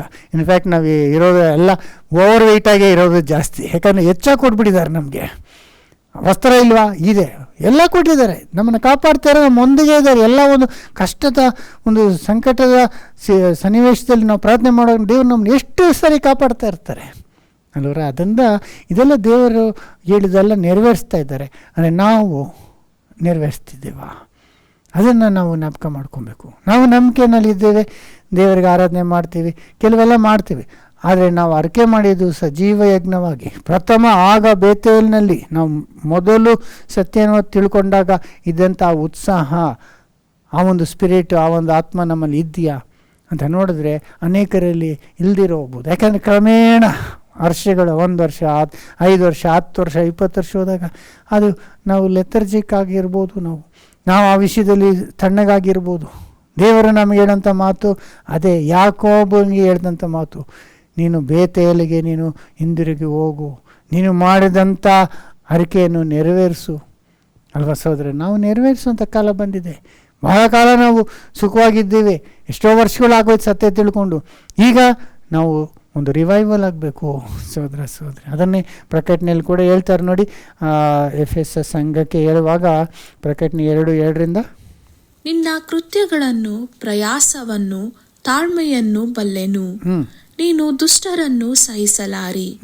ಅಪೋಸ್ತಲರಲ್ಲದಿದ್ದರೂ ತಮ್ಮನ್ನು ಅಪೋಸ್ತಲರೆಂದು ಹೇಳಿಕೊಳ್ಳುವವರನ್ನು ನೀನು ಪರೀಕ್ಷಿಸಿ ಅವರನ್ನು ಸುಳ್ಳುಗಾರರೆಂದು ಕಂಡುಕೊಂಡಿ. ನಿನ್ನಲ್ಲಿ ಒಳ್ಳೆ ಕ್ವಾಲಿಟಿಗಳು ಇದೆ, ನೀವು ಸತ್ಯಕ್ಕಾಗಿ ನೀನು ಉತ್ಸಾಹದಿಂದ ಇದೆಲ್ಲ ಇದೆ, ಒಳ್ಳೆ ಕ್ವಾಲಿಟೀಸ್ ಕೂಡ ಇದೆ. ಆದರೆ ನಿನ್ನಲ್ಲಿ ಕೊರತೆ ಆಗಿರೋದು ಒಂದಿದೆ ಅಂತಾರೆ ನೋಡಿ. ನೀನು ತಾಳ್ಮೆಯುಳ್ಳವನಾಗಿ ನನ್ನ ಹೆಸರಿನ ನಿಮಿತ್ತ ಬಾಧೆಯನ್ನು ಸೈರಿಸಿಕೊಂಡು ಬೇಸರಗೊಳ್ಳಲಿಲ್ಲ. ಇದನ್ನೆಲ್ಲ ಬಲ್ಲೆನು. ಆದರೆ ಮೊದಲು ನಿನಗಿದ್ದ ಪ್ರೀತಿಯನ್ನು ನೀನು ಬಿಟ್ಟು ಬಿಟ್ಟಿದ್ದಿ ಎಂದು ನಾನು ನಿನ್ನ ಮೇಲೆ ತಪ್ಪು ಹೊರಿಸಬೇಕಾಗುತ್ತದೆ. ನೋಡಿದ್ರ, ನೀನು ಎಲ್ಲ ಮಾಡ್ತಿದ್ಯಾ, ಚರ್ಚೆಗೆ ಬರ್ತಿದ್ಯಾ, ಹೋಗ್ತಿದ್ಯಾ, ಕಾಣಿಕೆ ಕೊಡ್ತಿದ್ಯಾ, ಇದೆಲ್ಲ ಕೆಲವೆಲ್ಲ ಮಾಡ್ತಿದ್ಯಾ. ಆದರೆ ಮೊದಲು ನಿನಗಿದ್ದಂಥ ಪ್ರೀತಿ ಈಗ ನಿನಗಿಲ್ಲ, ಅದನ್ನ ಕಳ್ಕೊಂಬಿಟ್ಟಿದ್ಯಾ. ಯೋಚನೆ ಮಾಡಿ. ಕೆಲವರು ನಮ್ಮ ಸಭೆಯಲ್ಲಿ ಯವನಸ್ಥರು ಈಗ ಫುಲ್ ಝೀಲ್ನಲ್ಲಿ ಇದ್ದಾರೆ ಅಂದ್ಕೊಳ್ಳಿ. ಆದರೆ ನಾವು ಹಂಗೆ ಇದ್ವಿ. ಪ್ರಾರಂಭದಲ್ಲಿ ನಾವು ಬಂದಾಗ ಸತ್ಯ ತಿಳ್ಕೊಂಡಾಗ ಎಷ್ಟು ನಾವು ಸಂತೋಷ ಪಡ್ತೀವಿ. ಅಯ್ಯೋ ಪುನರುತ್ಥಾನ ಇದೆಯಾ, ಲೋಕದವರು ಎಲ್ಲರಿಗೂ ರಕ್ಷಣೆ ಒಂದು ಯೋಜನೆ ದೇವರು ಇಟ್ಟಿದ್ದಾರ, ಎಲ್ಲರೂ ಸತ್ಯನ ತಿಳ್ಕೊತಾರ, ಸೈತಾನನ್ನು ಕಟ್ಟಾಕಿ 1000 ವರ್ಷ ಭೂಮಿ ಮೇಲೆ ಸ್ವಾಮಿ ಆಳ್ವಿಕೆ ಮಾಡ್ತಾರ, ಎಷ್ಟು ಅದ್ಭುತವಾಗಿದೆ ಅಂತ ನಾವು ಎಷ್ಟು ಸಂತೋಷ ಪಡ್ತಾ ಇದ್ವಿ. ಆ ಸಂತೋಷ ಇವಾಗಿದೆಯಾ? ಪುನರುತ್ಥಾನದ ಬಗ್ಗೆ ಗೊತ್ತು, 1000 ವರ್ಷ ಬರ್ತದೆ ಗೊತ್ತು, ಅದ್ರ ಬಗ್ಗೆ ನಮಗೆ ಮುಂಚೆ ಇದ್ದಂಥ ಒಂದು ಆ ಸಂತೋಷ ಇದೆಯಾ? ಆಲೋಚನೆ ಮಾಡಿರಿ. ಒಂದೊಂದು ಬೋಧನೆ ಕೂಡ ನಾವು ತಿಳ್ಕೊಳ್ಳುವಾಗ ದೇವರೊಬ್ಬನೇ, ಯೇಸು ಸ್ವಾಮಿ ಯಾವ ರೀತಿ ಮಧ್ಯಸ್ಥನಾಗಿದ್ದಾನೆ, ಅಲ್ಲೋ ಪರಿಶುದ್ಧಾತ್ಮ ಆತನ ಶಕ್ತಿ, ಆ ಡಿಫ್ರೆನ್ಸು ನಾವೆಲ್ಲ ತಿಳ್ಕೊಳ್ಳುವಾಗ ಎಷ್ಟು ಸಂತೋಷ ನಾವು ಪಟ್ವಿ ಅಲ್ವ. ಆಮೇಲೆ ಸತ್ತಾಗ ಏನಾಗುತ್ತೆ, ಆತ್ಮ ಅನ್ನೋದು ನಮ್ಮ ಆತ್ಮನೇ ಸಾಯುವಂಥದ್ದು ಆಗಿರ್ತದೆ ಅಲ್ವರ. ಇದ್ರ ಮತ್ತೆ ಪುನರುತ್ಥಾನ ಆಗುವಾಗ ದೇವರು ನಮ್ಮನ್ನು ಯಾವ ರೀತಿ ಎಬ್ಬಿಸ್ತಾರೆ, ನರಕ ಅಂದರೆ ಏನು, ಇದೆಲ್ಲ ತಿಳ್ಕೊಳ್ಳುವಾಗ ನಮಗೆ ಭಾಳ ಎಕ್ಸೈಟ್ಮೆಂಟ್ ಆಗ. ಯಾರು ಸಿಕ್ಕಿದ್ರು ಅದ್ರ ಬಗ್ಗೆ ಹೇಳ್ತಿದ್ವಿ, ಅಯ್ಯೋ ಇದು ಸುಳ್ಳು, ಇದು ನಿಜ, ಬೈಬಲ್ನಲ್ಲಿ ಹಿಂಗಿದೆ, ಹಂಗಿಲ್ಲ. ನಾವು ಎಷ್ಟು ಉತ್ಸಾಹ, ಯಾರು ಸಿಕ್ಕಿದ್ರು ಅವ್ರ ಹತ್ರ ನಾವು ವಿಟ್ನೆಸ್ ಮಾಡ್ತಿದ್ವಿ. ಅರೆ ಈಗ ಮಾಡ್ತೀವಾ? ಯೋಚನೆ ಮಾಡಿ. ಅದೇ ಒಂದು ಝೀಲಲ್ಲಿ ನಾವು ಯಾರು ಕಂಡವ್ರಿಗೆಲ್ಲ ನಾವು ವಿಟ್ನೆಸ್ ಮಾಡ್ತೀವಾ? ಆ ಒಂದು ವೈರಾಗ್ಯ ನಮ್ಮಲ್ಲಿ ಇದೆಯಾ ಸತ್ಯಕ್ಕೋಸ್ಕರ ಅಂತ ನೋಡಿದ್ರೆ ಅನೇಕರಲ್ಲಿ ಇಲ್ದಿರ ಹೋಗಿರ್ಬೋದು. ಯಾಕಂದರೆ ಅನೇಕ ವರ್ಷಗಳಾಗೋಯ್ತಲ್ಲ. ಅದರಿಂದ ಅದ್ರ ಬಗ್ಗೆ ಆ ಒಂದು ಝೀಲ್ ಇಲ್ಲದೆ, ಅದನ್ನೇ ಇಲ್ಲಿ ಹೇಳ್ತಿದ್ದಾರೆ, ನಿನ್ಗೆ ಮೊದಲಿದ್ದಂಥ ಆ ಪ್ರೀತಿನ ಕಳ್ಕೊಂಡಿದ್ದೇ. ಓದಿ ಇನ್ನೊಂದು ಸತಿ. ಆದರೆ ಮೊದಲು ನಿನಗಿದ್ದ ಪ್ರೀತಿಯನ್ನು ನೀನು ಬಿಟ್ಟು ಬಿಟ್ಟಿದ್ದಿ ಎಂದು ನಾನು ನಿನ್ನ ಮೇಲೆ ತಪ್ಪು ಹೊರಿಸಬೇಕಾಗುತ್ತದೆ. ಆದುದರಿಂದ ನೀನು ಎಲ್ಲಿಂದ ಬಿದ್ದಿದ್ದೀಯೋ ಅದನ್ನು ನಿನ್ನ ನೆನಪಿಗೆ ತಂದುಕೊಂಡು ದೇವರ ಕಡೆಗೆ ತಿರುಗಿಕೋ. ನೀನು ಮೊದಲು ಮಾಡುತ್ತಿದ್ದ ಕೃತ್ಯಗಳನ್ನು ಮಾಡು. ನೀನು ದೇವರ ಕಡೆಗೆ ತಿರುಗಿಕೊಳ್ಳದೆ ಹೋದರೆ ನಾನು ಬಂದು ನಿನ್ನ ದೀಪಸ್ತಂಭವನ್ನು ಅದರ ಸ್ಥಳದಿಂದ ತೆಗೆದು ಹಾಕುವೆನು. ನೋಡಿದ್ರ, ಅದರಿಂದ ದೇವರಿಗೆ ಹಾಫ್ ಹಾರ್ಟೆಡ್ ಸರ್ವೀಸು, ಅರ್ಧಂಬರ್ಧ ಅದೆಲ್ಲ ಇಷ್ಟ ಇಲ್ಲ. ನಾವು ಒಪ್ಪಿಸ್ಕೊಡ್ಬೇಕು, ಸಂಪೂರ್ಣವಾಗಿ ಸಂಪೂರ್ಣತೆಯಿಂದ ನಾವು ಆತನ ಆರಾಧಿಸ್ಬೇಕು ಅಲ್ವಾ. ನಾವು ಅದು ತಾನೇ ಪ್ರತಿಜ್ಞೆ ಮಾಡಿದ್ದು, ನಾನು ಸಜೀವ ಯಜ್ಞವಾಗಿರ್ತೀನಿ ಅಂದ್ವಿ. ಹಂಗೆ ಒಪ್ಪಿಸಿದ್ಮೇಲೆ ಈಗ ನಮ್ಮ ಸ್ವಂತ ಆಸೆಗಳು, ನಮ್ಮ ಸ್ವಂತ ಪ್ಲ್ಯಾನ್ಗಳು ಇದೇ ನಮಗೆ ಮುಖ್ಯ ಆಗಿಬಿಟ್ಟಿದೆ. ಅದೆಲ್ಲ ನಾವು ಇಟ್ಕೊಳ್ಳೋಕ್ಕೆ ಅವಕಾಶ ಇಲ್ಲ. ಯಾಕಂದರೆ ಅದೆಲ್ಲ ನಾವು ತ್ಯಾಗ ಮಾಡಿಬಿಟ್ಟಿದೆ. ದೇವರೇ ನನಗಾಗಿ ನಾನು ಸತ್ತು, ನಾವು ಬದುಕಿರೋದೇ ನಿನಗೋಸ್ಕರ ಅಂತ ನಾವು ಪ್ರತಿಜ್ಞೆ ಮಾಡಿಬಿಟ್ಟಿದ್ದೀವಲ್ಲ. ದೇವರೊಂದಿಗೆ ಒಂದು ಉಡಂಬಡಿಕೆ ಮಾಡ್ಕೊಂಬಿಟ್ಟಿದ್ದೀವಿ ಅಲ್ವಾ. ಪೌಲ್ ಥರ, ಅಪೋಸ್ತಲ ಥರ ಈ ಜೀವನಕ್ಕೆ ನಮಗೆ ಅನ್ನ ವಸ್ತ್ರ ಇದ್ದರೆ ಸಾಕು, ನಿನ್ನ ಸೇವೆ ಮಾಡೋದಕ್ಕೆ ಅವಕಾಶ ಇದ್ದರೆ ಸಾಕು ದೇವರೇ ಅಂತಲೇ ನಾವು ಬಂದಿರೋದು. ಈಗ ನಮಗೆ ಇದು ಬೇಕು, ಅದು ಬೇಕು, ಅದು ಇದು ಅದೇ ಮುಖ್ಯ ಆಗಿಬಿಟ್ಟಿದ್ರೆ ನಾವು ಆ ಮೊದಲನೇ ಪ್ರೇಮನ ನಾವು ಬಿಟ್ಬಿಟ್ಟಿದ್ದೀವಿ ಅಂತ ಅರ್ಥ ಆಗ್ತದೆ. ಅದರಿಂದ ಸಹೋದರ ಸಹೋದರಿ, ಈ ವಿಷಯನ ನಾವೆಲ್ಲ ಆಲೋಚನೆ ಮಾಡಬೇಕು. ಯಾಕೋ ತಿರ್ಗಾ ವಾಪಸ್ ಹೋಗ್ತಾರೆ ನೋಡಿದ್ರೆ, ಆ ವಿಗ್ರಹಗಳೆಲ್ಲ ಬೇರೆ ಬೇರೆ ಒಂದು ಇತ್ತಂತ ಆ ಅನ್ಯ ದೇವ್ರನ್ನೆಲ್ಲ ಬಿಸಾಡಿ ಊತಾಕಿ ಮತ್ತೆ ಬೇತೇಲಿಗೆ ಹೋಗ್ತಾನೆ. ಅಲ್ಲಿ ದೇವರು ಅವನಿಗೆ ಪರಿಚಯ ಆದಂಥ ಆ ಸ್ಥಳದಲ್ಲಿ ಅವನದನ್ನು ರಿಕಲೆಕ್ಟ್ ಮಾಡ್ಕೊತ ಆ ಒಂದು ಬಲಿಪೀಠ ಅಲ್ಲಿ ಸೆಟಪ್ ಮಾಡ್ತಾರೆ. ಆ ಬಲಿಪೀಠ ಸೆಟಪ್ ಮಾಡಿ ಅಲ್ಲಿ ಯಜ್ಞಾನ ಅವರಿಗೆ ಅರ್ಪಿಸಿ ದೇವರಿಗೆ ಆರಾಧನೆ ಮಾಡ್ತಾನೆ ಅಲ್ವರ ಸಹೋದರ. ದೇವರು ಯೆಹೋವನೇ ನನ್ನ ದೇವರು ಅನ್ನೋದನ್ನ ಅಲ್ಲಿ ಹೋಗಿ ಅದನ್ನ ಎರಡನ್ನು ನೆರವೇರಿಸ್ತಾರೆ ಸಹೋದರ ಸಹೋದರ. ಆ ರೀತಿ ನಮ್ಮ ಒಂದು ಝೀಲು ತಿರ್ಗಾ ಅದನ್ನು ರಿನ್ಯೂ ಮಾಡ್ಕೊಬೇಕು. ಈ ಪ್ರಕಟಣೆಯಲ್ಲಿ ಹೇಳ್ತಾರೆ, ಹಂಗೆ ಮಾಡ್ದಿರೋ ಹೋದ್ರೆ ನೀವು ದೀಪಸ್ತಂಭನ ತೆಗೆದುಬಿಡ್ತೀವಿ, ನಾವು ತಿರ್ಗಾ ಕತ್ಲೆಗೆ ಆಗ್ಬಿಡ್ತೀವಿ. ಲೋಕದಲ್ಲೆಲ್ಲ ಕತ್ಲೆ ಪಾಪಗಳು ತುಂಬಿರೆ ನಾವು ಅವ್ರ ಜೊತೆ ಸೇರಿಕೊಂಡು ಅವ್ರ ಥರ ಆಗ್ಬಿಡ್ಬೋದು ಸಹೋದರ ಸಹೋದರಿ. ಸ್ವಲ್ಪ ಮಟ್ಟಿಗೆ ಹಂಗೆ ಆಗ್ಬಿಟ್ಟಿದ್ದಾರೆ ಅನೇಕರು ಅಲ್ವರ. ಅವರ ಫ್ರೆಂಡ್ಸು, ಅವರ ಕೊಲೀಗ್ಸು, ಅವ್ರ ಜೊತೆನೇ ಇದ್ದೋದು. ಆಮೇಲೆ ನೆಂಟರುಗಳಲ್ಲಿ ಅನೇಕರು ಇನ್ನು ಲೌಕಿಕವಾಗಿ ಅವ್ರ ಜೊತೆ ಸೇರಿಕೊಂಡು ಭಾಳ ಲೌಕಿಕವಾಗಿ ಬಿಡ್ಬೋದು. ಟಿ ವಿಗಳು ನೋಡೋದು, ಮತ್ತು ಸಿನಿಮಾಗಳು ನೋಡೋದು, ಈ ಸೀರಿಯಲ್ಗಳು ನೋಡೋದು, ಈ ಡ್ಯಾನ್ಸು, ಸ್ಪೋರ್ಟ್ಸು, ಮ್ಯೂಸಿಕ್ಕು ಇದೇ ತುಂಬಿಕೊಂಡು ದೇವರನ್ನ ಸಂಪೂರ್ಣ ಹೃದಯದಿಂದ ಆರಾಧನೆ ಮಾಡದಿರೋ ಹೋಗಿರ್ಬೋದು ಸಹೋದರ ಸಹೋದರಿ. ಅದನ್ನು ನಾವು ಚೇಂಜ್ ಮಾಡ್ಕೊಬೇಕು. ಪುನಃ ಹೋಗಿ ನಾವು ಮಾಡಿದಂಥ ಪ್ರತಿಜ್ಞೆನ ನಾವು ರಿನ್ಯೂ ಮಾಡಿಕೊಂಡು ಸಂಪೂರ್ಣ ಹೃದಯದಿಂದ ದೇವ್ರನ್ನ ಆರಾಧನೆ ಮಾಡಬೇಕಾಗಿದೆ. ಅದೇ ದೇವರು ನಮಗೆ ಜ್ಞಾಪಕ ಮಾಡ್ತಿದ್ದಾರೆ. ಯಾಕಂದರೆ ನಾವು ಪ್ರತಿಜ್ಞೆ ಮಾಡ್ಕೊಂಡ್ಮೇಲೆ ದೇವರು ಆತನು ಹೇಳಿದೆಲ್ಲ ಇದುವರೆಗೂ ನಮಗೆ ನೆರವೇರಿಸಿದ್ದಾರೆ. ಇನ್ನೂ ಅನೇಕ ಕಾರ್ಯಗಳನ್ನ ದೇವರು ಮಾಡಲಿಕ್ಕಿದ್ದಾರೆ. ಆದ್ದರಿಂದ ನಾವು ಮಾಡಿದಂಥ ಆ ಒಂದು ಅರಿಕೆನ ನಾವು ಅದನ್ನು ದೃಢೀಪಡಿಸ್ಕೊಂಡು ತಿರ್ಗಿ ಅದನ್ನ ನೆರವೇರಿಸೋದಕ್ಕೆ ನಾವು ಹೋಗಬೇಕಾಗ್ತದೆ ಸಹೋದರ ಸಹೋದರಿ. ಈಗ ಮೂರನೇ ಒಂದು ವಿಷಯ ಅಲ್ಲಿ ಏನಂದರೆ, ಅವರು ಅರಿಕೆ ಮಾಡುವಾಗ ಏನು ಹೇಳಿದರು, ಯಾಕೋಬು, ನೀನು ನನಗೆ ಇರುವಂಥ ಎಲ್ಲ ಆಸ್ತಿನಲ್ಲಿ ನಿನಗೇನು ಮಾಡ್ತೀನಿ, 10ನೇ ಒಂದು ಭಾಗನ ಕೊಡ್ತೀನಿ ಅಂತ ಹೇಳಿದರು. ನಿನಗೆ ಎಷ್ಟು ನನಗೆ ಕೊಡ್ತೀಯೋ ಅದರಲ್ಲಿ 10ನೇ ಒಂದು ಭಾಗ ನಿನಗೆ ಕೊಡ್ತೀನಿ ಅಂತ ಹೇಳಿದರು. ಈಗ ಇದನ್ನು ಹೆಂಗೆ ಮಾಡಿದ್ರು, ಯಾಕೋಬು ಮಾಡಿದ್ರ? ಅದೇ ದೇವರಿಗೆ ಕೊಡ್ತೀನಿ ನನಗೆ ಯಾರಿಗೆ ಕೊಟ್ಟರು ಬರ್ತದಲ್ಲ, ಅದು ಒಂದು ಪ್ರಶ್ನೆ. ಯಾಕಂದರೆ ಆಗ ಇನ್ನು ಆಲಯ ಇಲ್ಲ, ಯಾಜಕರಿಲ್ಲ. ಆಗ ಏನಕ್ಕೆ ಯಾರಿಗೆ ಕೊಟ್ಟರು ಅದನ್ನು 10ನೇ ಒಂದು ಭಾಗ ಕೊಟ್ಟರು ಅಂತ ನಾವೆಲ್ಲೂ ನೋಡೋದಿಲ್ಲ. ಕೆಲವರು ಅದನ್ನು ಎಕ್ಸ್ಪ್ಲೇನ್ ಮಾಡುವಾಗ, ಅವರು ಹಿಂತಿರುಗಿ ಬರುವಾಗ, ಲಾಬಾನಿಂದ ಅವ್ರು ತಪ್ಪಿಸ್ಕೊಂಡು ಬರುವಾಗ, ಈಸಾವನ್ನು ಸಾಯಿಸೋದಕ್ಕೆ ಬರುವಾಗ, ಆ ಈಸಾವಿಗೆ ಒಂದು ಗಿಫ್ಟ್ಗಳು ಕಳಿಸ್ತಾರಲ್ಲ, ಅವನಿಗಿದ್ದದೆಲ್ಲ ಎಷ್ಟೊಂದು ಕುರಿಗಳು, ದನಗಳು ಎಲ್ಲ ಮುಂದೆ ಅವ್ರಿಗೆ ಮುಂಚೆನೇ ಕಳಿಸ್ಬಿಡ್ತಾರೆ ಎಲ್ಲ ಆಸ್ತಿಗಳನ್ನ. ಆವಾಗ ಅದು ನೆರವೇರ್ತು ಅಂತ. ಅದು ಹೆಂಗಾಗ್ತದೆ ಅಲ್ವರ?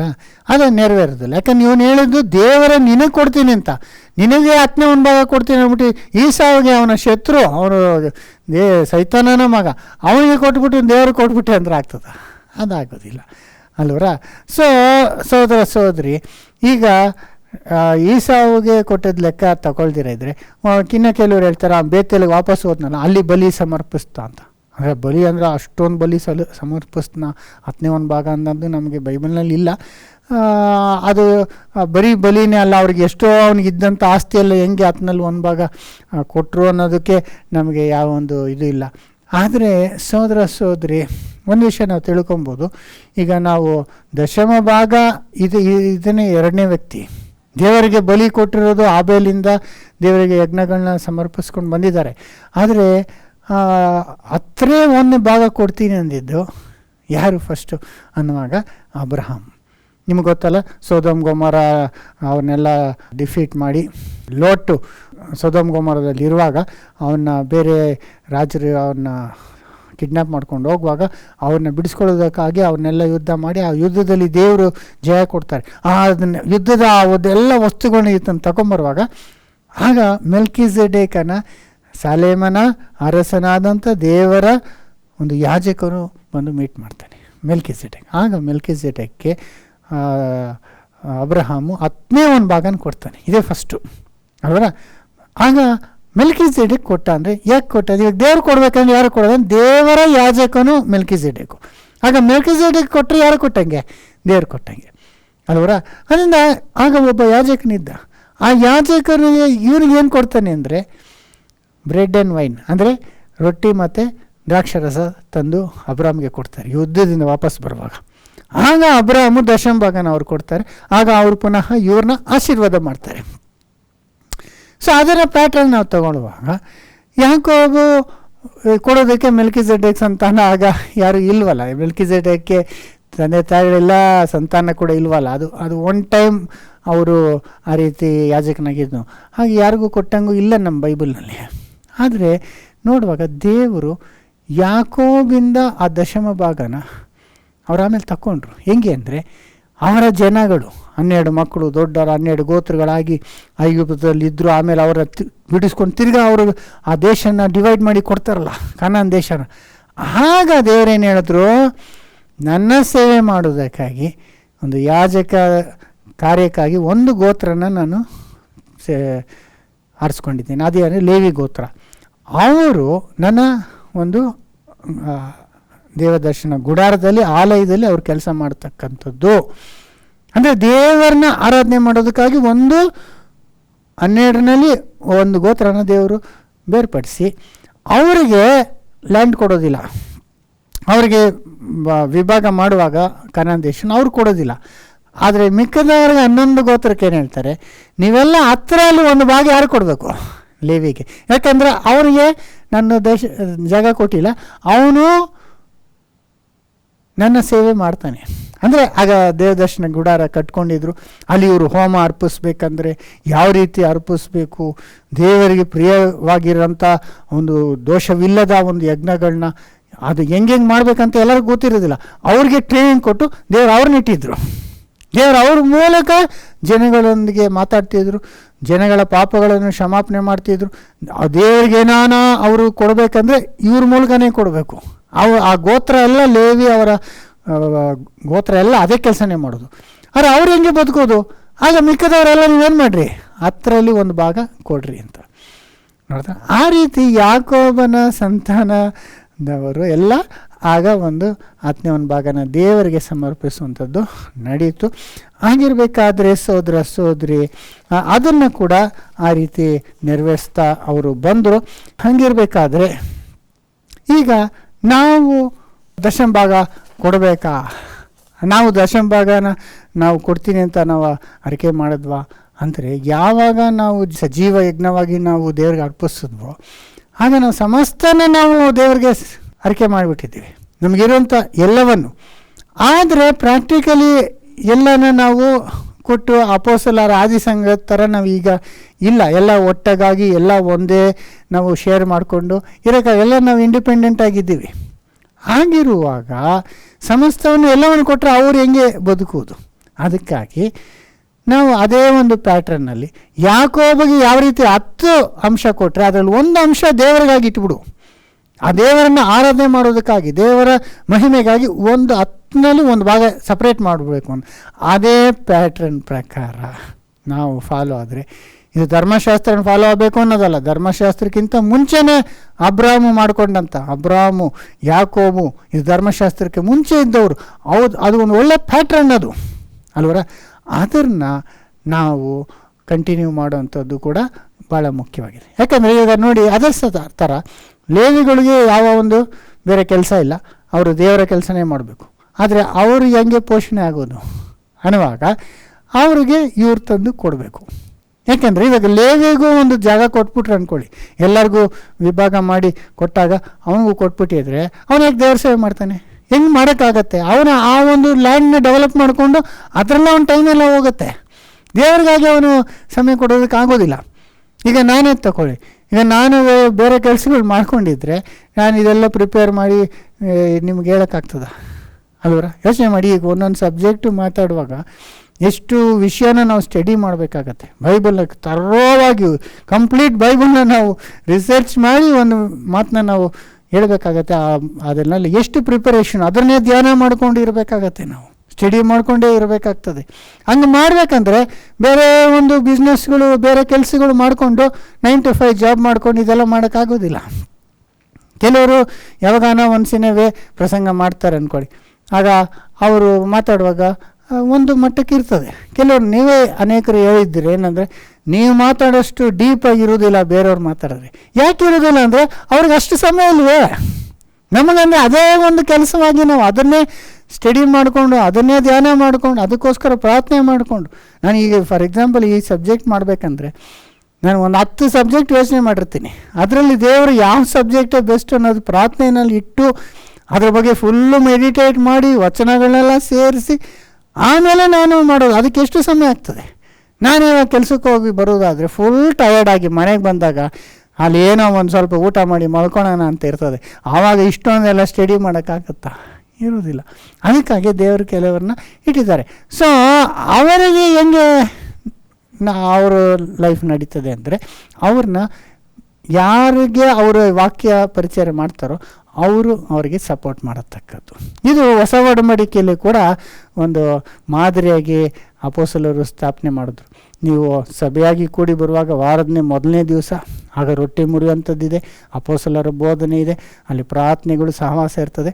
ಮತ್ತು ಇನ್ನೊಂದು ವಿಷಯ, ವಾರದ ಮೊದಲನೇ ದಿವಸ ದೇವರು ನಿಮಗೆ ಕೊಟ್ಟಂಥದ್ರಲ್ಲಿ ಸ್ವಲ್ಪ ಏನು ಮಾಡಿರಿ, ಎತ್ತಿಡ್ರಿ, ಕಾಣಿಕೆಯಾಗಿ ನೀವು ಎತ್ತಿಡ್ರಿ.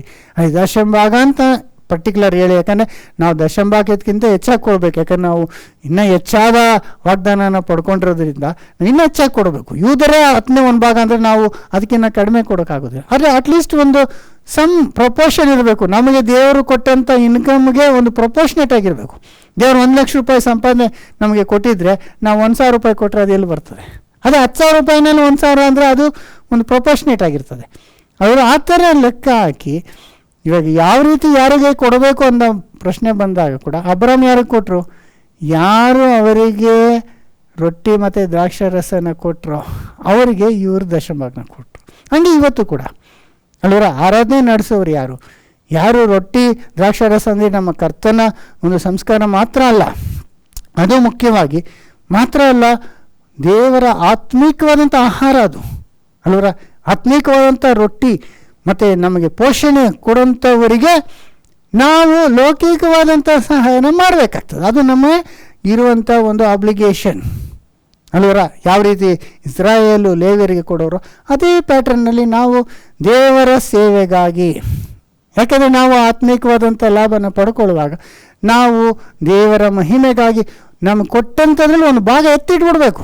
ಯಾಕೊಬ್ಬೇನು ಹತ್ತಿನಲ್ಲಿ ಒಂದು ಭಾಗ ದೇವರ ಆರಾಧನೆಗಾಗಿ, ದೇವರ ಮಹಿಮೆಗಾಗಿ. ಹಾಗೆ ಇವತ್ತು ಕೂಡ ದೇವರ ಆಲಯ ಇದೆ. ಇವಾಗ ಇಷ್ಟು ದೊಡ್ಡ ಕಟ್ಟಡ ಇದೆ, ನಾವು ಇದನ್ನು ಮೇಂಟೈನ್ ಮಾಡೋಕ್ಕೆ ನಮಗೆ ಖರ್ಚುಗಳು ಇರ್ತದೆ, ಟ್ಯಾಕ್ಸ್ಗಳು ಕಟ್ಟಬೇಕು, ಮತ್ತು ಇನ್ನೂ ಎಕ್ಸ್ಪೆಂಡ್ ಮಾಡಬೇಕು ಅಲ್ವರ. ಇನ್ನು ಮೇಲೆ ನಾವು ಜನಗಳಾಗಿ ನಾವು ಇನ್ಕ್ರೀಸ್ ಆಗ್ತಾ ಇರುವಾಗ ನಮಗೆ ಸ್ಥಳ ಬೇಕು ಅಲ್ವರ. ಈಗ ನಾವು ಫುಲ್ ಆಗಿಬಿಡುತ್ತೆ ಅಂದ್ಕೊಳ್ಳಿ ನಮ್ಮ ಹಾಲು, ಆಗ ಎಸ್ಪೆಷಲಿ ಫಸ್ಟ್ ವೀಕಲ್ಲಿ ಬಂದಾಗ ಜನ ಕೂತ್ಕೊಳ್ಳೋಕ್ಕೆ ಅಲ್ಲಿ ಜಾಗನೇ ಇಲ್ಲ.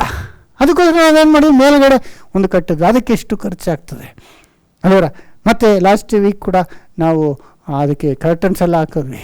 ಆ ಕರ್ಟನ್ಸಿಗೆ ಎಷ್ಟು ಕಾಸ್ಟ್ಲಿ ಅವೆಲ್ಲ ಅಲ್ವರ. ಈಗ ಕನ್ವೆನ್ಷನ್ಗೆ ಬರ್ತಾರೆ ಜನಗಳು, ಒಂದು 100 ಜನ ಆದರೂ ಇಲ್ಲೇ ಇರ್ತಾರೆ, ಒಂದು 2-3 ದಿವಸ ಇಲ್ಲೇ ಇರ್ತಾರೆ. ಆಗ ಅವರಿಗೆ ಎಷ್ಟು ಬಾತ್ರೂಮ್ಗಳು ಬೇಕಾಗತ್ತೆ, ಮತ್ತು ಎಷ್ಟು ಅವರಿಗೆ ಬೆಡ್ಡಿಂಗ್ಸ್ ಬೇಕಾಗತ್ತೆ, ಎಷ್ಟು ಅವರಿಗೆ ಆಹಾರ ಬೇಕಾಗತ್ತೆ, ಅವ್ರಿಗೆ ಸೌಕರ್ಯಗಳೆಲ್ಲ. ಹಾಗೆ ಆತ್ಮೀಕವಾಗಿ ಒಂದು ಎನ್ಕರೇಜ್ಮೆಂಟ್ ಆಗಿರ್ತದೆ, ಅವ್ರಿಗೂ ನಮಗೂ ಇರ್ತದೆ. ಆದರೆ ಇದು ಖರ್ಚುಗಳೆಲ್ಲ ಹೆಂಗೆ ಬರ್ತದೆ? ಅದಕ್ಕೇ ದೇವರು ನಮಗೆ ಕೊಟ್ಟಂಥದ್ರಲ್ಲಿ ವಾರದನೇ ಮೊದಲನೇ ದಿವಸ ಅಂದರೆ ನಮಗೆ ಸಂಬಳ ಬಂದಾಗ ನಾವು ಅದರಲ್ಲಿ ಒಂದು ಭಾಗನ ಅಂದರೆ 10ನಲ್ಲಿ ಒಂದು ಭಾಗ ಮಿನಿಮಮ್ ನಾವು ಎತ್ತಿ ದೇವರಿಗೆ ಕೊಡೋದಾದರೆ ಅದನ್ನು ಇಟ್ಟು ನಾವು ಏನು ಮಾಡ್ತೀವಿ, ಇಟ್ಕೊಂಡೇ ಇರ್ತೀವಿ ಹುಷಾರಾಗಿ. ಅದು ಖರ್ಚು ಬರುತ್ತೆ ಅಂತ ಇದು, ಯಾಕಂದರೆ ಸಡನ್ನ ಕನ್ವೆನ್ಷನ್ ಬರೋ ವಾರ ಇದೆ, ನೀವೆಲ್ಲ ಅದಕ್ಕೆ ಕಾಂಟ್ರಿಬ್ಯೂಟ್ ಮಾಡಿ, ಎಲ್ಲರ ದುಡ್ಡು ಇರೋದಿಲ್ಲ. ಅದಕ್ಕೆ ಪೌಲ್ ಹೇಳೋದು, ವಾರದ ಪ್ರತಿ ವಾರದ ಮೊದಲನೇ ದಿವಸ ನೀವು ಬಂದಾಗೆಲ್ಲ ನೀವು ಸ್ವಲ್ಪ ಏನು ಮಾಡಿರಿ, ದಶಮಭಾಗನ ಕಾಣಿಕೆಯನ್ನು ನೀವು ಕೊಟ್ಟುಬಿಟ್ರೆ ಅದನ್ನು ಸೇರಿಸಿಟ್ಕೊಂಡು ಬರುವಂಥ ಕಾಲದಲ್ಲಿ ನಾವು ಉಪಯೋಗಿಸ್ಬೋದು ಅಂತ. ಅದನ್ನು ಈಗ ಎಲ್ಲ ಕೆಲಸಕ್ಕೆ ನಮ್ಮ ಸಭೆಯಲ್ಲಿ ನಾವು ವಾರದ ಮೊದಲನೇ ದಿವಸ ಬಿಟ್ಟರೆ ಯಾವಾಗಲೂ ಕಾಣಿಕೆ ತಗೊಳ್ಳೋದಿಲ್ಲ, ಕನ್ವೆನ್ಷನ್ಗಳಲ್ಲಿ ತಗೊಳ್ಳೋದಿಲ್ಲ, ಮತ್ತು ನಾವು ಪಬ್ಲಿಕ್ ಮೀಟಿಂಗಲ್ಲಿ ಬೇರೆ ಜನಗಳ ಹತ್ರ ನಾವು ಕಾಣಿಕೆನೇ ತಗೊಳ್ಳೋದಿಲ್ಲ. ಯಾಕಂದರೆ ಬೇರೆಯವರಿಗೆ ಫ್ರೀಯಾಗಿ ಉಚಿತವಾಗಿ ಕೊಡಬೇಕು. ಆದರೆ ಸಭೆಗೆ ಇರುವಂಥ ಸತ್ಯದಲ್ಲಿ ಇರುವಂಥ ದೇವರಿಗಾಗಿ ಸಮರ್ಪಣೆ ಮಾಡ್ಕೊಂಡಂಥವರು ಅದಕ್ಕೆ ಸಹಾಯ ಮಾಡಬೇಕಾಗ್ತದೆ ಅಲ್ವರ. ಅದು ನೋಡಿ, ಕ್ರಿಸ್ಮಸ್ಸು ಮತ್ತು ಗುಡ್ ಫ್ರೈಡೇ, ಈಸ್ಟರ್ ದಿವಸ ಕೂಡ ನಾವು ಕಾಣಿಕೆ ತಗೊಳ್ಳೋದಿಲ್ಲ. ಯಾವ ಸಭೆನೂ ಈ ರೀತಿ ಬಿಡೋದಿಲ್ಲ ಕಾಣಿಕೆ ತಗೊಳ್ಳೋದನ್ನ. ಯಾಕಂದರೆ ಕ್ರಿಸ್ಮಸ್ ದಿವಸ, ಈಸ್ಟರ್ ದಿವಸ ಅವ್ರಿಗೆ ಭಾಳ ದೊಡ್ಡ ಕಾಣಿಕೆ, ಅವರಿಗೆ ಫಂಡ್ಸ್ ರೈಸ್ ಮಾಡ್ತಾರೆ ಅವರು. ಆದರೆ ನಾವು ಮಾಡೋದಿಲ್ಲ, ಯಾಕಂದರೆ ವಾರದ ಮೊದಲನೇ ದಿವಸ ಅಂತ ಬೈಬಲ್ ಹೇಳಿದ್ರು, ಅದಕ್ಕೆ ಸ್ಟಿಕನ್ ಆಗ್ತೀವಿ. ಆವಾಗ ನಾವು ಬರುವಂಥದ್ದನ್ನ ನಾವು ಖರ್ಚುಗಳೆಲ್ಲ ಹೋಗಿ ಮಿಕ್ಕಿದ್ದು ನಾವು ಸೇರಿಸಿ ಇಟ್ಟು ಈ ಥರ ಯಾವುದನ್ನ ಕೆಲಸ ಬಂದಾಗ ನಾವು ಉಪಯೋಗಿಸ್ತೀವಿ. ಅದಕ್ಕೆ ಅಂತ ಸಪ್ರೇಟಾಗಿ ನಾವು ವಾರ ಬಂದು ನಾವು ಕೇಳೋದೇ ಇಲ್ಲ, ಇದಕ್ಕಾಗಿ ಹಣ ಕೊಡ್ರಿ, ಅದಕ್ಕಾಗಿ ಹಣ ಕೊಡ್ರಿ, ಇಲ್ಲ. ಲೇವಿಗೆ ಇವಾಗ ನೋಡಿ, ಲೇವಿಗೆ ಎಲ್ಲ ಗೋತ್ರದವರು 11 ಗೋತ್ರದವರು ದಶಮಭಾಗ ಕೊಡುವಾಗ, ಈಗ ಒಂದೊಂದು ಗೋತ್ರ ಇವನ್ನ 10ನಲ್ಲಿ 1 ಕೊಟ್ಬಿಟ್ರೆ ಅವ್ರ ಹತ್ರ 9 ಇರ್ತದೆ ಅಲ್ವ. ಆ ಥರ 11 ಗೋತ್ರಗಳು ಲೇವಿಗೆ ಕೊಡುವಾಗ ಲೇವಿ ಹತ್ರ ಎಷ್ಟಿರುತ್ತೆ? 11 ಇರ್ತದೆ. ಅಂದರೆ ಅವರಿಗೆ ಕೊಡೋರಿಗೆ 9 ಇರುತ್ತೆ, ಆಗ 11 ಭಾಗ ಲೇವಿಗೆ ಇರುತ್ತೆ. ಅಂದರೆ ಲೇವಿ ಸ್ವಲ್ಪ ಎಕ್ಸ್ಟ್ರಾನೇ ಕೊಟ್ಟರು ದೇವರು, ಯಾಕಂದರೆ ಅವ್ನು ದೇವ್ರ ಸೇವೆ ಮಾಡ್ತಾನಲ್ಲ. ದೇವ್ರ ಸೇವೆ ಮಾಡೋದ್ರಲ್ಲಿ ಅವ್ರಿಗೆ ಹೆಚ್ಚಾದ ಆಶೀರ್ವಾದ. ಬೈಬಲ್ನಲ್ಲಿ ಇದೆಯಲ್ಲ, ನಿಮ್ಮಲ್ಲಿ ವಾಕ್ಯವನ್ನು ಹೇಳುವಂಥವರಿಗೆ ಡಬಲ್ ಹಾನರ್ ಕೊಡ್ರಿ ಅಂತ ಬೈಬಲ್ನಲ್ಲೇ ಹೊಸ ಒಡಂಬಡಿಕೆಯಲ್ಲಿ ಹೇಳ್ಬಿಟ್ರಲ್ಲ. 2ರಷ್ಟು ನೀವು ಅವ್ರನ್ನ ಹಾನರ್ ಮಾಡಿರಿ ಅಂತ. ಅಂದರೆ ಲೇವಿಗೆ ಹೆಚ್ಚಾಗಿರ್ತದೆ. ಆಗ ಲೇವಿ ಏನು ಮಾಡಬೇಕು? ಅವನಿಗೋಸ್ಕರ ಮಾತ್ರ ಅಲ್ಲ, ಮತ್ತು ಸಭೆ ಒಂದು ಪ್ರಯೋಜನಕ್ಕಾಗಿ, ದೇವರ ಆಲಯನ ಕಂಡಕ್ಟ್ ಮಾಡುವುದಕ್ಕಾಗಿ, ಮತ್ತು ನೆಕ್ಸ್ಟು ಸಭೆಯಲ್ಲಿ ಒಂದೇನಾದರೂ ಎಮರ್ಜೆನ್ಸಿ, ಯಾರಿಗಾದರೂ ಕಷ್ಟ ಆಯಿತು, ಯಾರಿಗಾದ್ರೂ ಕೆಲಸ ಮಾಡೋದಕ್ಕಾಗೋಲ್ಲ ಅಂಥವರಿಗೆ ಸಹಾಯ ಮಾಡುವಂಥದ್ದು, ಇದೆಲ್ಲ ಕೂಡ ಮಾಡಬೇಕಾಗ್ತದೆ ಲೇವಿಯರು. ಸಹೋದರಿ ಈ ಒಂದು ಅರೇಂಜ್ಮೆಂಟು ದೇವರು ಇಟ್ಟಿದ್ದಾರೆ. ಆದ್ದರಿಂದ ಏನಿವೆ, ನಾವು ದೇವರಿಗೆ ಮಾಡಿಕೊಂಡಂಥ ಪ್ರತಿಜ್ಞೆ ಅಂದರೆ ಹರಕೆ ಹೊತ್ತಿದ್ದು ಅದನ್ನು ನೆರವೇರಿಸ್ಬೇಕು. ಆಗ ಅದರಲ್ಲಿ ಒಂದು ಭಾಗ ಈ ದಶಮಭಾಗ ಕಾಣಿಕೆ ಕೊಡುವಂಥದ್ದಾರೆ. ಕಾಣಿಕೆ ಮಾತ್ರ ಕೊಡುವಂಥದ್ದು ಮಾತ್ರ ಅಲ್ಲ, ಅದೇ ಸಹೋದರ ಸಹೋದರಿ, ಅದು ಭಾಳ ಒಂದು ಮುಖ್ಯವಾದ ವಿಷಯನೇ. ಅದನ್ನೇ ಪೌಲ್ ಹೇಳ್ತಾರೆ ನೋಡಿ 1 ಕೊರಿಂಥಿಯ 9:11 ನಾವು ನಿಮಗೋಸ್ಕರ ಆತ್ಮ ಸಂಬಂಧವಾದ ಬೀಜವನ್ನು ಬಿತ್ತಿದ ಮೇಲೆ ನಿಮ್ಮಿಂದ ಶರೀರ ಸಂಬಂಧವಾದ ಪೈರನ್ನು ಕೊಯ್ಯುವುದು ದೊಡ್ಡದು. ನೋಡ್ರಿ, ನಿಮಗೆ ಆತ್ಮ ಸಂಬಂಧವಾದಂಥ ಬಿತ್ತನೆ ಎಲ್ಲ ನಾವು ಮಾಡ್ತಿರುವಾಗ ಇಷ್ಟೊಂದು ಆಳವಾದಂಥ ಸತ್ಯಗಳನ್ನ ಹೇಳಿ ಸ್ಪಿರಿಚುಲಿ ಆತ್ಮಿಕವಾಗಿ ಮೋಟಿವೇಟ್ ಮಾಡೋದು, ಮತ್ತು ಸಸ್ಟೈನ್ ಮಾಡೋದು, ಎನ್ಕರೇಜ್ ಮಾಡೋದು, ವಾರ್ನಿಂಗ್ ಕೊಡುವಂಥದ್ದು ಅಲ್ವರ, ಆಮೇಲೆ ಗೈಡ್ ಮಾಡೋಂಥದ್ದು, ಇಷ್ಟೆಲ್ಲ ಮಾಡಿದಾಗ ನಿಮ್ಮಿಂದ ನಾವು ಪೈರುಗಳನ್ನಂದರೆ ಶಾರೀರಿಕ ಒಂದು ಸಹಾಯವನ್ನು ಕೋರೋದು ತಪ್ಪಾಗ್ತದ ಅಂತ ಹೇಳ್ತಾರೆ. ನೋಡಿ ಇನ್ನೊಂದ್ಸತಿ, ನಾವು ನಿಮಗೋಸ್ಕರ ಆತ್ಮ ಸಂಬಂಧವಾದ ಬೀಜವನ್ನು ಬಿತ್ತಿದ ಮೇಲೆ ನಿಮ್ಮಿಂದ ಶರೀರ ಸಂಬಂಧವಾದ ಪೈರನ್ನು ಕೊಯ್ಯುವುದು ದೊಡ್ಡದು. ನೋಡಿದ್ರ, ಅದರಲ್ಲಿ ಏನು ತಪ್ಪಾಗ್ತದ? ಇಲ್ಲ. ಯಾಕಂದರೆ ನಿಮಗೋಸ್ಕರ ನಾವು ಎಲ್ಲ ಬಿಟ್ಬಿಟ್ಟು ನಾವು ಸೇವೆ ಮಾಡ್ತಾ ಇರುವಾಗ ನಿಮ್ಮಿಂದ ನೀವು ಹೋಗಿ ಕೆಲಸ ಮಾಡ್ತೀರಾ.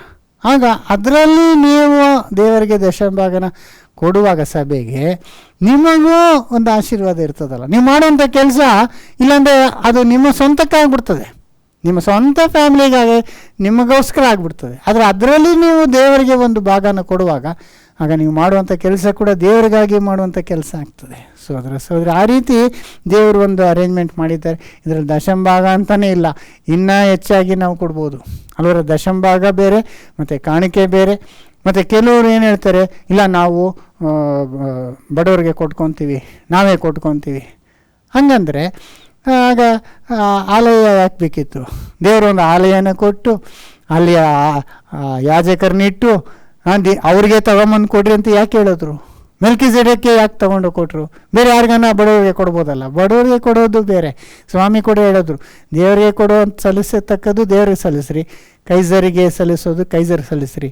ಹಂಗೆ ನೀವು ನೋಡಿದ್ರೆ ಬಡವ್ರು ಕೊಡೋದು ಬಡವ್ರು ಕೊಡ್ರಿ, ನೆಂಟರಿಗೆ ಮಾಡೋವಂಥದ್ದು ನೆಂಟರಿಗೆ ಮಾಡಿರಿ. ಇದೆಲ್ಲ ಬೇರೆ ವಿಷಯಗಳು. ದೇವರಿಗೆ ಕೊಡೋವಂಥದ್ರಿಂದ ತೆಗೆದು ನೀವು ಬಡವರಿಗೆ ಕೊಡೋಕ್ಕಾಗಲ್ಲ ಅಲ್ವರ. ಅದನ್ನ ದೇವರಿಗೆ ಸಲ್ಲಿಸತಕ್ಕದ್ದು ದೇವರಿಗೆ. ಇದೇನಂದರೆ ಕೆಲವರು ಇದು ಚೆನ್ನಾಗಿ ಅರ್ಥ ಆತ್ಮೀಕವಾಗಿ ನಿಮಗೆ ಯಾರು ಪೋಷಣೆ ಮಾಡ್ತಿದ್ದಾರೋ ಅವರಿಗೆ ನೀವು ಕೊಡಬೇಕಾದಂಥ ಒಂದು ಅಗತ್ಯ ಇರ್ತದೆ ಅಲ್ವರ, ಬೇರೆಯವ್ರಿಗಲ್ಲ. ಈಗ ನೋಡಿ, ನಿಮಗೆ ಸ್ಪಿರಿಚುವಲ್ ಬೆನಿಫಿಟ್ ಎಲ್ಲಿ ಸಿಗ್ತಾ ಇದೆ? ಸ್ಪಿರಿಚುವಲ್ ಎನ್ಕರೇಜ್ಮೆಂಟ್ ನಿಮ್ಗೆ ಎಲ್ಲಿ ಸಿಗ್ತಿದೆ? ಗೈಡೆನ್ಸ್ ಎಲ್ಲಿ ಸಿಗ್ತಿದೆ ಅಲ್ವಾ? ನಿಮ್ಮ ನಿತ್ಯ ಜೀವಕ್ಕಾಗಿ ನಿಮ್ಮ ಆತ್ಮೀಕವಾದಂಥ ನೆಸೆಸಿಟೀಸ್ ಎಲ್ಲಿ ನಿಮಗೆ ಮೀಟ್ ಆಗ್ತಿದೆ ಅಲ್ಲಿ ನೀವು ಹೋಗಿ ಅದನ್ನು ಕೊಡಬೇಕಾಗ್ತದೆ. ಈಗ ಕೆಲವರು ಇಲ್ಲ ಬೇರೆ ಕಡೆ ಕೊಡ್ತೀವಿ ಅಂದರೆ ಇದು ಹೆಂಗೆ ಅಂದರೆ, ಎಂಪೈರ್ ಹೋಟ್ಲ್ನಲ್ಲಿ ತಿನ್ಬಿಟ್ಟು ನೀವು ಶಾಂತಿ ಸಾಗರ್ನಲ್ಲಿ ಹೋಗಿ ಬಿಲ್ ಪೇ ಮಾಡ್ತೀನಿ ಅಂದ್ರೆ ಆಗುತ್ತಾ? ಇಲ್ಲ. ಮೆಲ್ಕಿಜೆಡೆಕು ರೊಟ್ಟಿನ ದ್ರಾಕ್ಷಾರಸನ ಕೊಟ್ಟಾಗ ಅವನಿಗೆ ದಶಮಭಾಗ ಇವರು ಕೊಡ್ತಾರೆ.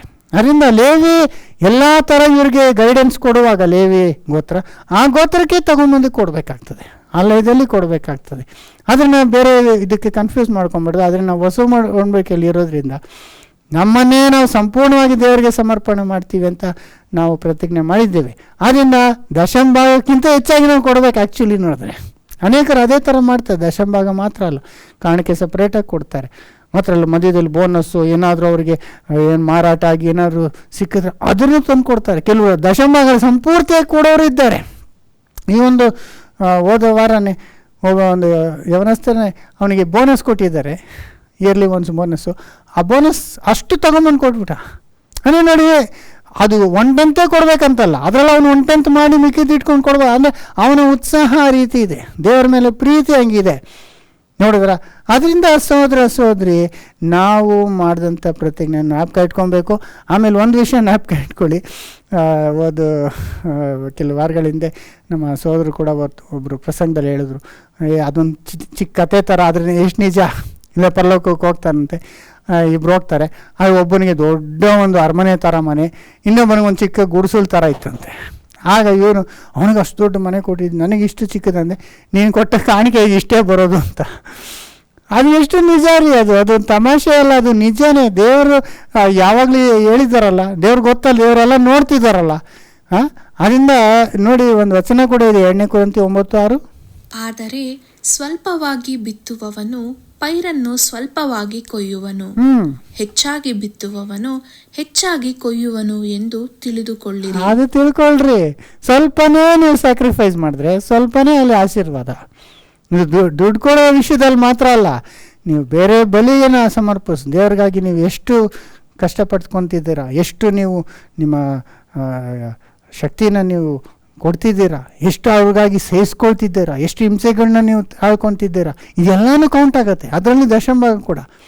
ಆದರೆ ಕೆಲವು ಮಿನಿಮಮ್ ಸರ್ವಿಸ್ ಮಾಡಿಬಿಟ್ಟು ಅಲ್ಲಿ ಮ್ಯಾಕ್ಸಿಮಮ್ ಆಶೀರ್ವಾದನ, ಮಹಿಮೆನ, ಘನತೆಯನ್ನು ಎಕ್ಸ್ಪೆಕ್ಟ್ ಮಾಡೋಕ್ಕಾಗತ್ತೆ? ಖಂಡಿತ ಇಲ್ಲ. ಪರಲೋಕದಲ್ಲೂ ಏನಿದೆ, ರ್ಯಾಂಕ್ಸ್ ಇದೆ, ಬೇರೆ ಬೇರೆ ಮಹಿಮೆಯಲ್ಲಿ ವ್ಯತ್ಯಾಸವಿದೆ ಸೋದರಿ. ಅದರಿಂದ ಸ್ವಲ್ಪವಾಗಿ ಯತ್ನ ಮಾಡಿದ್ರೆ ಸ್ವಲ್ಪವಾಗಿ ಕೊಯ್ತೀರಾ.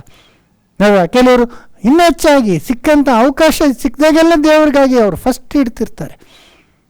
ಅವ್ರಿಗೆ ಹೆಚ್ಚಾದಂಥ ಆಶೀರ್ವಾದ ಖಂಡಿತ ಇರ್ತದೆ. ಆದ್ದರಿಂದ ನಾವು ಈ ಒಂದು ಪಾಠದಲ್ಲಿ ನಾವು ಕಲ್ತ್ಕೊಳ್ಬೇಕಾದಂಥ ವಿಷಯ, ನಾವು ಪ್ರಾರಂಭದಲ್ಲಿ ಇದ್ದಂಥ ಆ ಒಂದು ಪ್ರೀತಿ ದೇವರ ಮೇಲೆ ಇದೆಯಾ? ಅವಾಗ ಎಷ್ಟು ನಾವು ಇಂಟ್ರೆಸ್ಟಾಗಿ ನಾವು ಬೈಬಲ್ ಸ್ಟಡಿಗೆ ಹೋಗ್ತಾಯಿದ್ವಿ, ನಾವು ಆರಾಧನೆ, ದೇವ್ರನ್ನ ಆರಾಧಿಸ್ಬೇಕನ್ನೋ ಅಷ್ಟು ಒಂದು ಆಸಕ್ತಿಯಿಂದ ನಾವು ಓಡ್ಬರ್ತಾಯಿದ್ವಿ. ಆದರೆ ಈಗ ಕೆಲವ್ರು ಬರೋದೇ ಒಂದು ಅರ್ಧ ಗಂಟೆ ಆದಮೇಲೆ ಬರ್ತಾರೆ, ಕೆಲವ್ರು ಸ್ವಲ್ಪ ಮಳೆ ಇದ್ದರೆ ಬರೋದೇ ಇಲ್ಲ. ನೋಡಿದ್ರ ಅವಾಗ ಹೆಂಗಿದ್ರಿ, ಇವಾಗ ಹೆಂಗಿದ್ದೀರ? ಅವಾಗ ಬೈಬಲ್ನ ಅಷ್ಟು ಹುಡುಕಿ ಓದಿ ಪ್ರಶ್ನೆಗಳನ್ನ ಕೇಳೋದು, ಇದು ಕೇಳೋದು, ಅದು ಕೇಳೋದು, ಎಷ್ಟೊಂದು ಆಸಕ್ತಿ ಇತ್ತಾಗ. ಈಗ ಎಲ್ಲಿದೆ ಅಲ್ವರ? ಯಾರು ಸಿಕ್ಕಿದ್ರು ಅವ್ರಿಗೆ ಹೋಗಿ ವಾಕ್ಯ ಕೇಳೋದು. ಈಗ ಅದು ಬಾಯೇ ತೆಗೆಯೋದಿಲ್ಲ. ಈಗ ನೋಡಿ, ಸಭೆಯಲ್ಲಿ ಎಷ್ಟೋ ಜನ ಇವಾಗ ಕಡಿಮೆ ಆಗಿದ್ದಾರೆ, ಎಷ್ಟೋ ಖಾಲಿ ಇದೆ ಸೀಟ್ ಕೂಡ. ಯಾಕೆ ಅಂದರೆ ಒಬ್ಬೊಬ್ಬರು ಹೋಗಿ ವಿಟ್ನೆಸ್ ಮಾಡಬೇಕು, ಮಾಡುವಂಥ ಆಸಕ್ತಿ ಇಲ್ಲ. ಯಾಕೆ ವಿಟ್ನೆಸ್ ಇಲ್ಲ, ನನಗೆ ಹೇಳಕ್ಕೆ ಬರೋಲ್ಲ, ನಂದು ಯಾಕೆ ಬರೋಲ್ಲ? ವಾಕ್ಯನ ಚೆನ್ನಾಗಿ ಓದ್ತಾ ಇರಬೇಕು, ಚೆನ್ನಾಗಿ ಪ್ರಾರ್ಥನೆ ಮಾಡ್ತಾಯಿದ್ರೆ. ನಾವು ಅನೇಕರು ಸಭೆಯಲ್ಲಿ ಇರೋರು ಈ ಸತ್ಯ ತಿಳ್ಗೋದು 20-30 ವರ್ಷ ಆಯಿತು. ಈಗ ಅವರು ಎಷ್ಟು ಪ್ರವೀಣರಾಗ್ಬಿಡ್ಬೇಕು. ಅದೇ ಪೌಲ ಹೇಳ್ತಾರಲ್ಲ, ಕಾಲವನ್ನು ನೋಡಿದ್ರೆ ನೀವು ಬೋಧಕರಾಗಿರಬೇಕು. ಆದರೆ ಇನ್ನೂ ನೀವು ಏನು ಮಾಡ್ತಿದ್ದೀರಾ? ಕೆಲವರು ಮಾಡ್ತಿದ್ದಾರೆ, ಕೆಲವರು ಮಾತ್ರ ಆ ಥರ ಇನ್ನೊಬ್ಬರಿಗೆ ಹೇಳ್ಕೊಟ್ಟು ಅವ್ರನ್ನ ಸತ್ಯದೊಳಗೆ ತರುವಂಥವ್ರು ಕೆಲವರಿದ್ದಾರೆ. ಆದರೆ ಎಲ್ಲರೂ ಆ ರೀತಿ ಇರಬೇಕು. ವಾಕ್ಯನ ಓದಿ ತಿಳ್ಕೊ, ಆ ಸಬ್ಜೆಕ್ಟು, ಡಾಕ್ಟ್ರಿನು. ಅಲ್ಲ, ಒಂದು ವಚನ ಇದೆ, ನಿಮ್ಗೆ ಯಾರನ್ನ ಕೇಳಿದ್ರೆ, ಪ್ರಶ್ನೆಯನ್ನು ಕೇಳಿದ್ರೆ ಅವ್ರಿಗೆ ಕಂಪ್ಲೀಟಾಗಿ ಕನ್ವಿನ್ಸ್ ಮಾಡೋ ಒಂದು ಆ ಕೆಪಾಸಿಟಿ ನಮ್ಗೆ ಇರಬೇಕು ಅಂತಾರೆ. ನೋಡಿ, 1 ಪೇತ್ರ 3:15.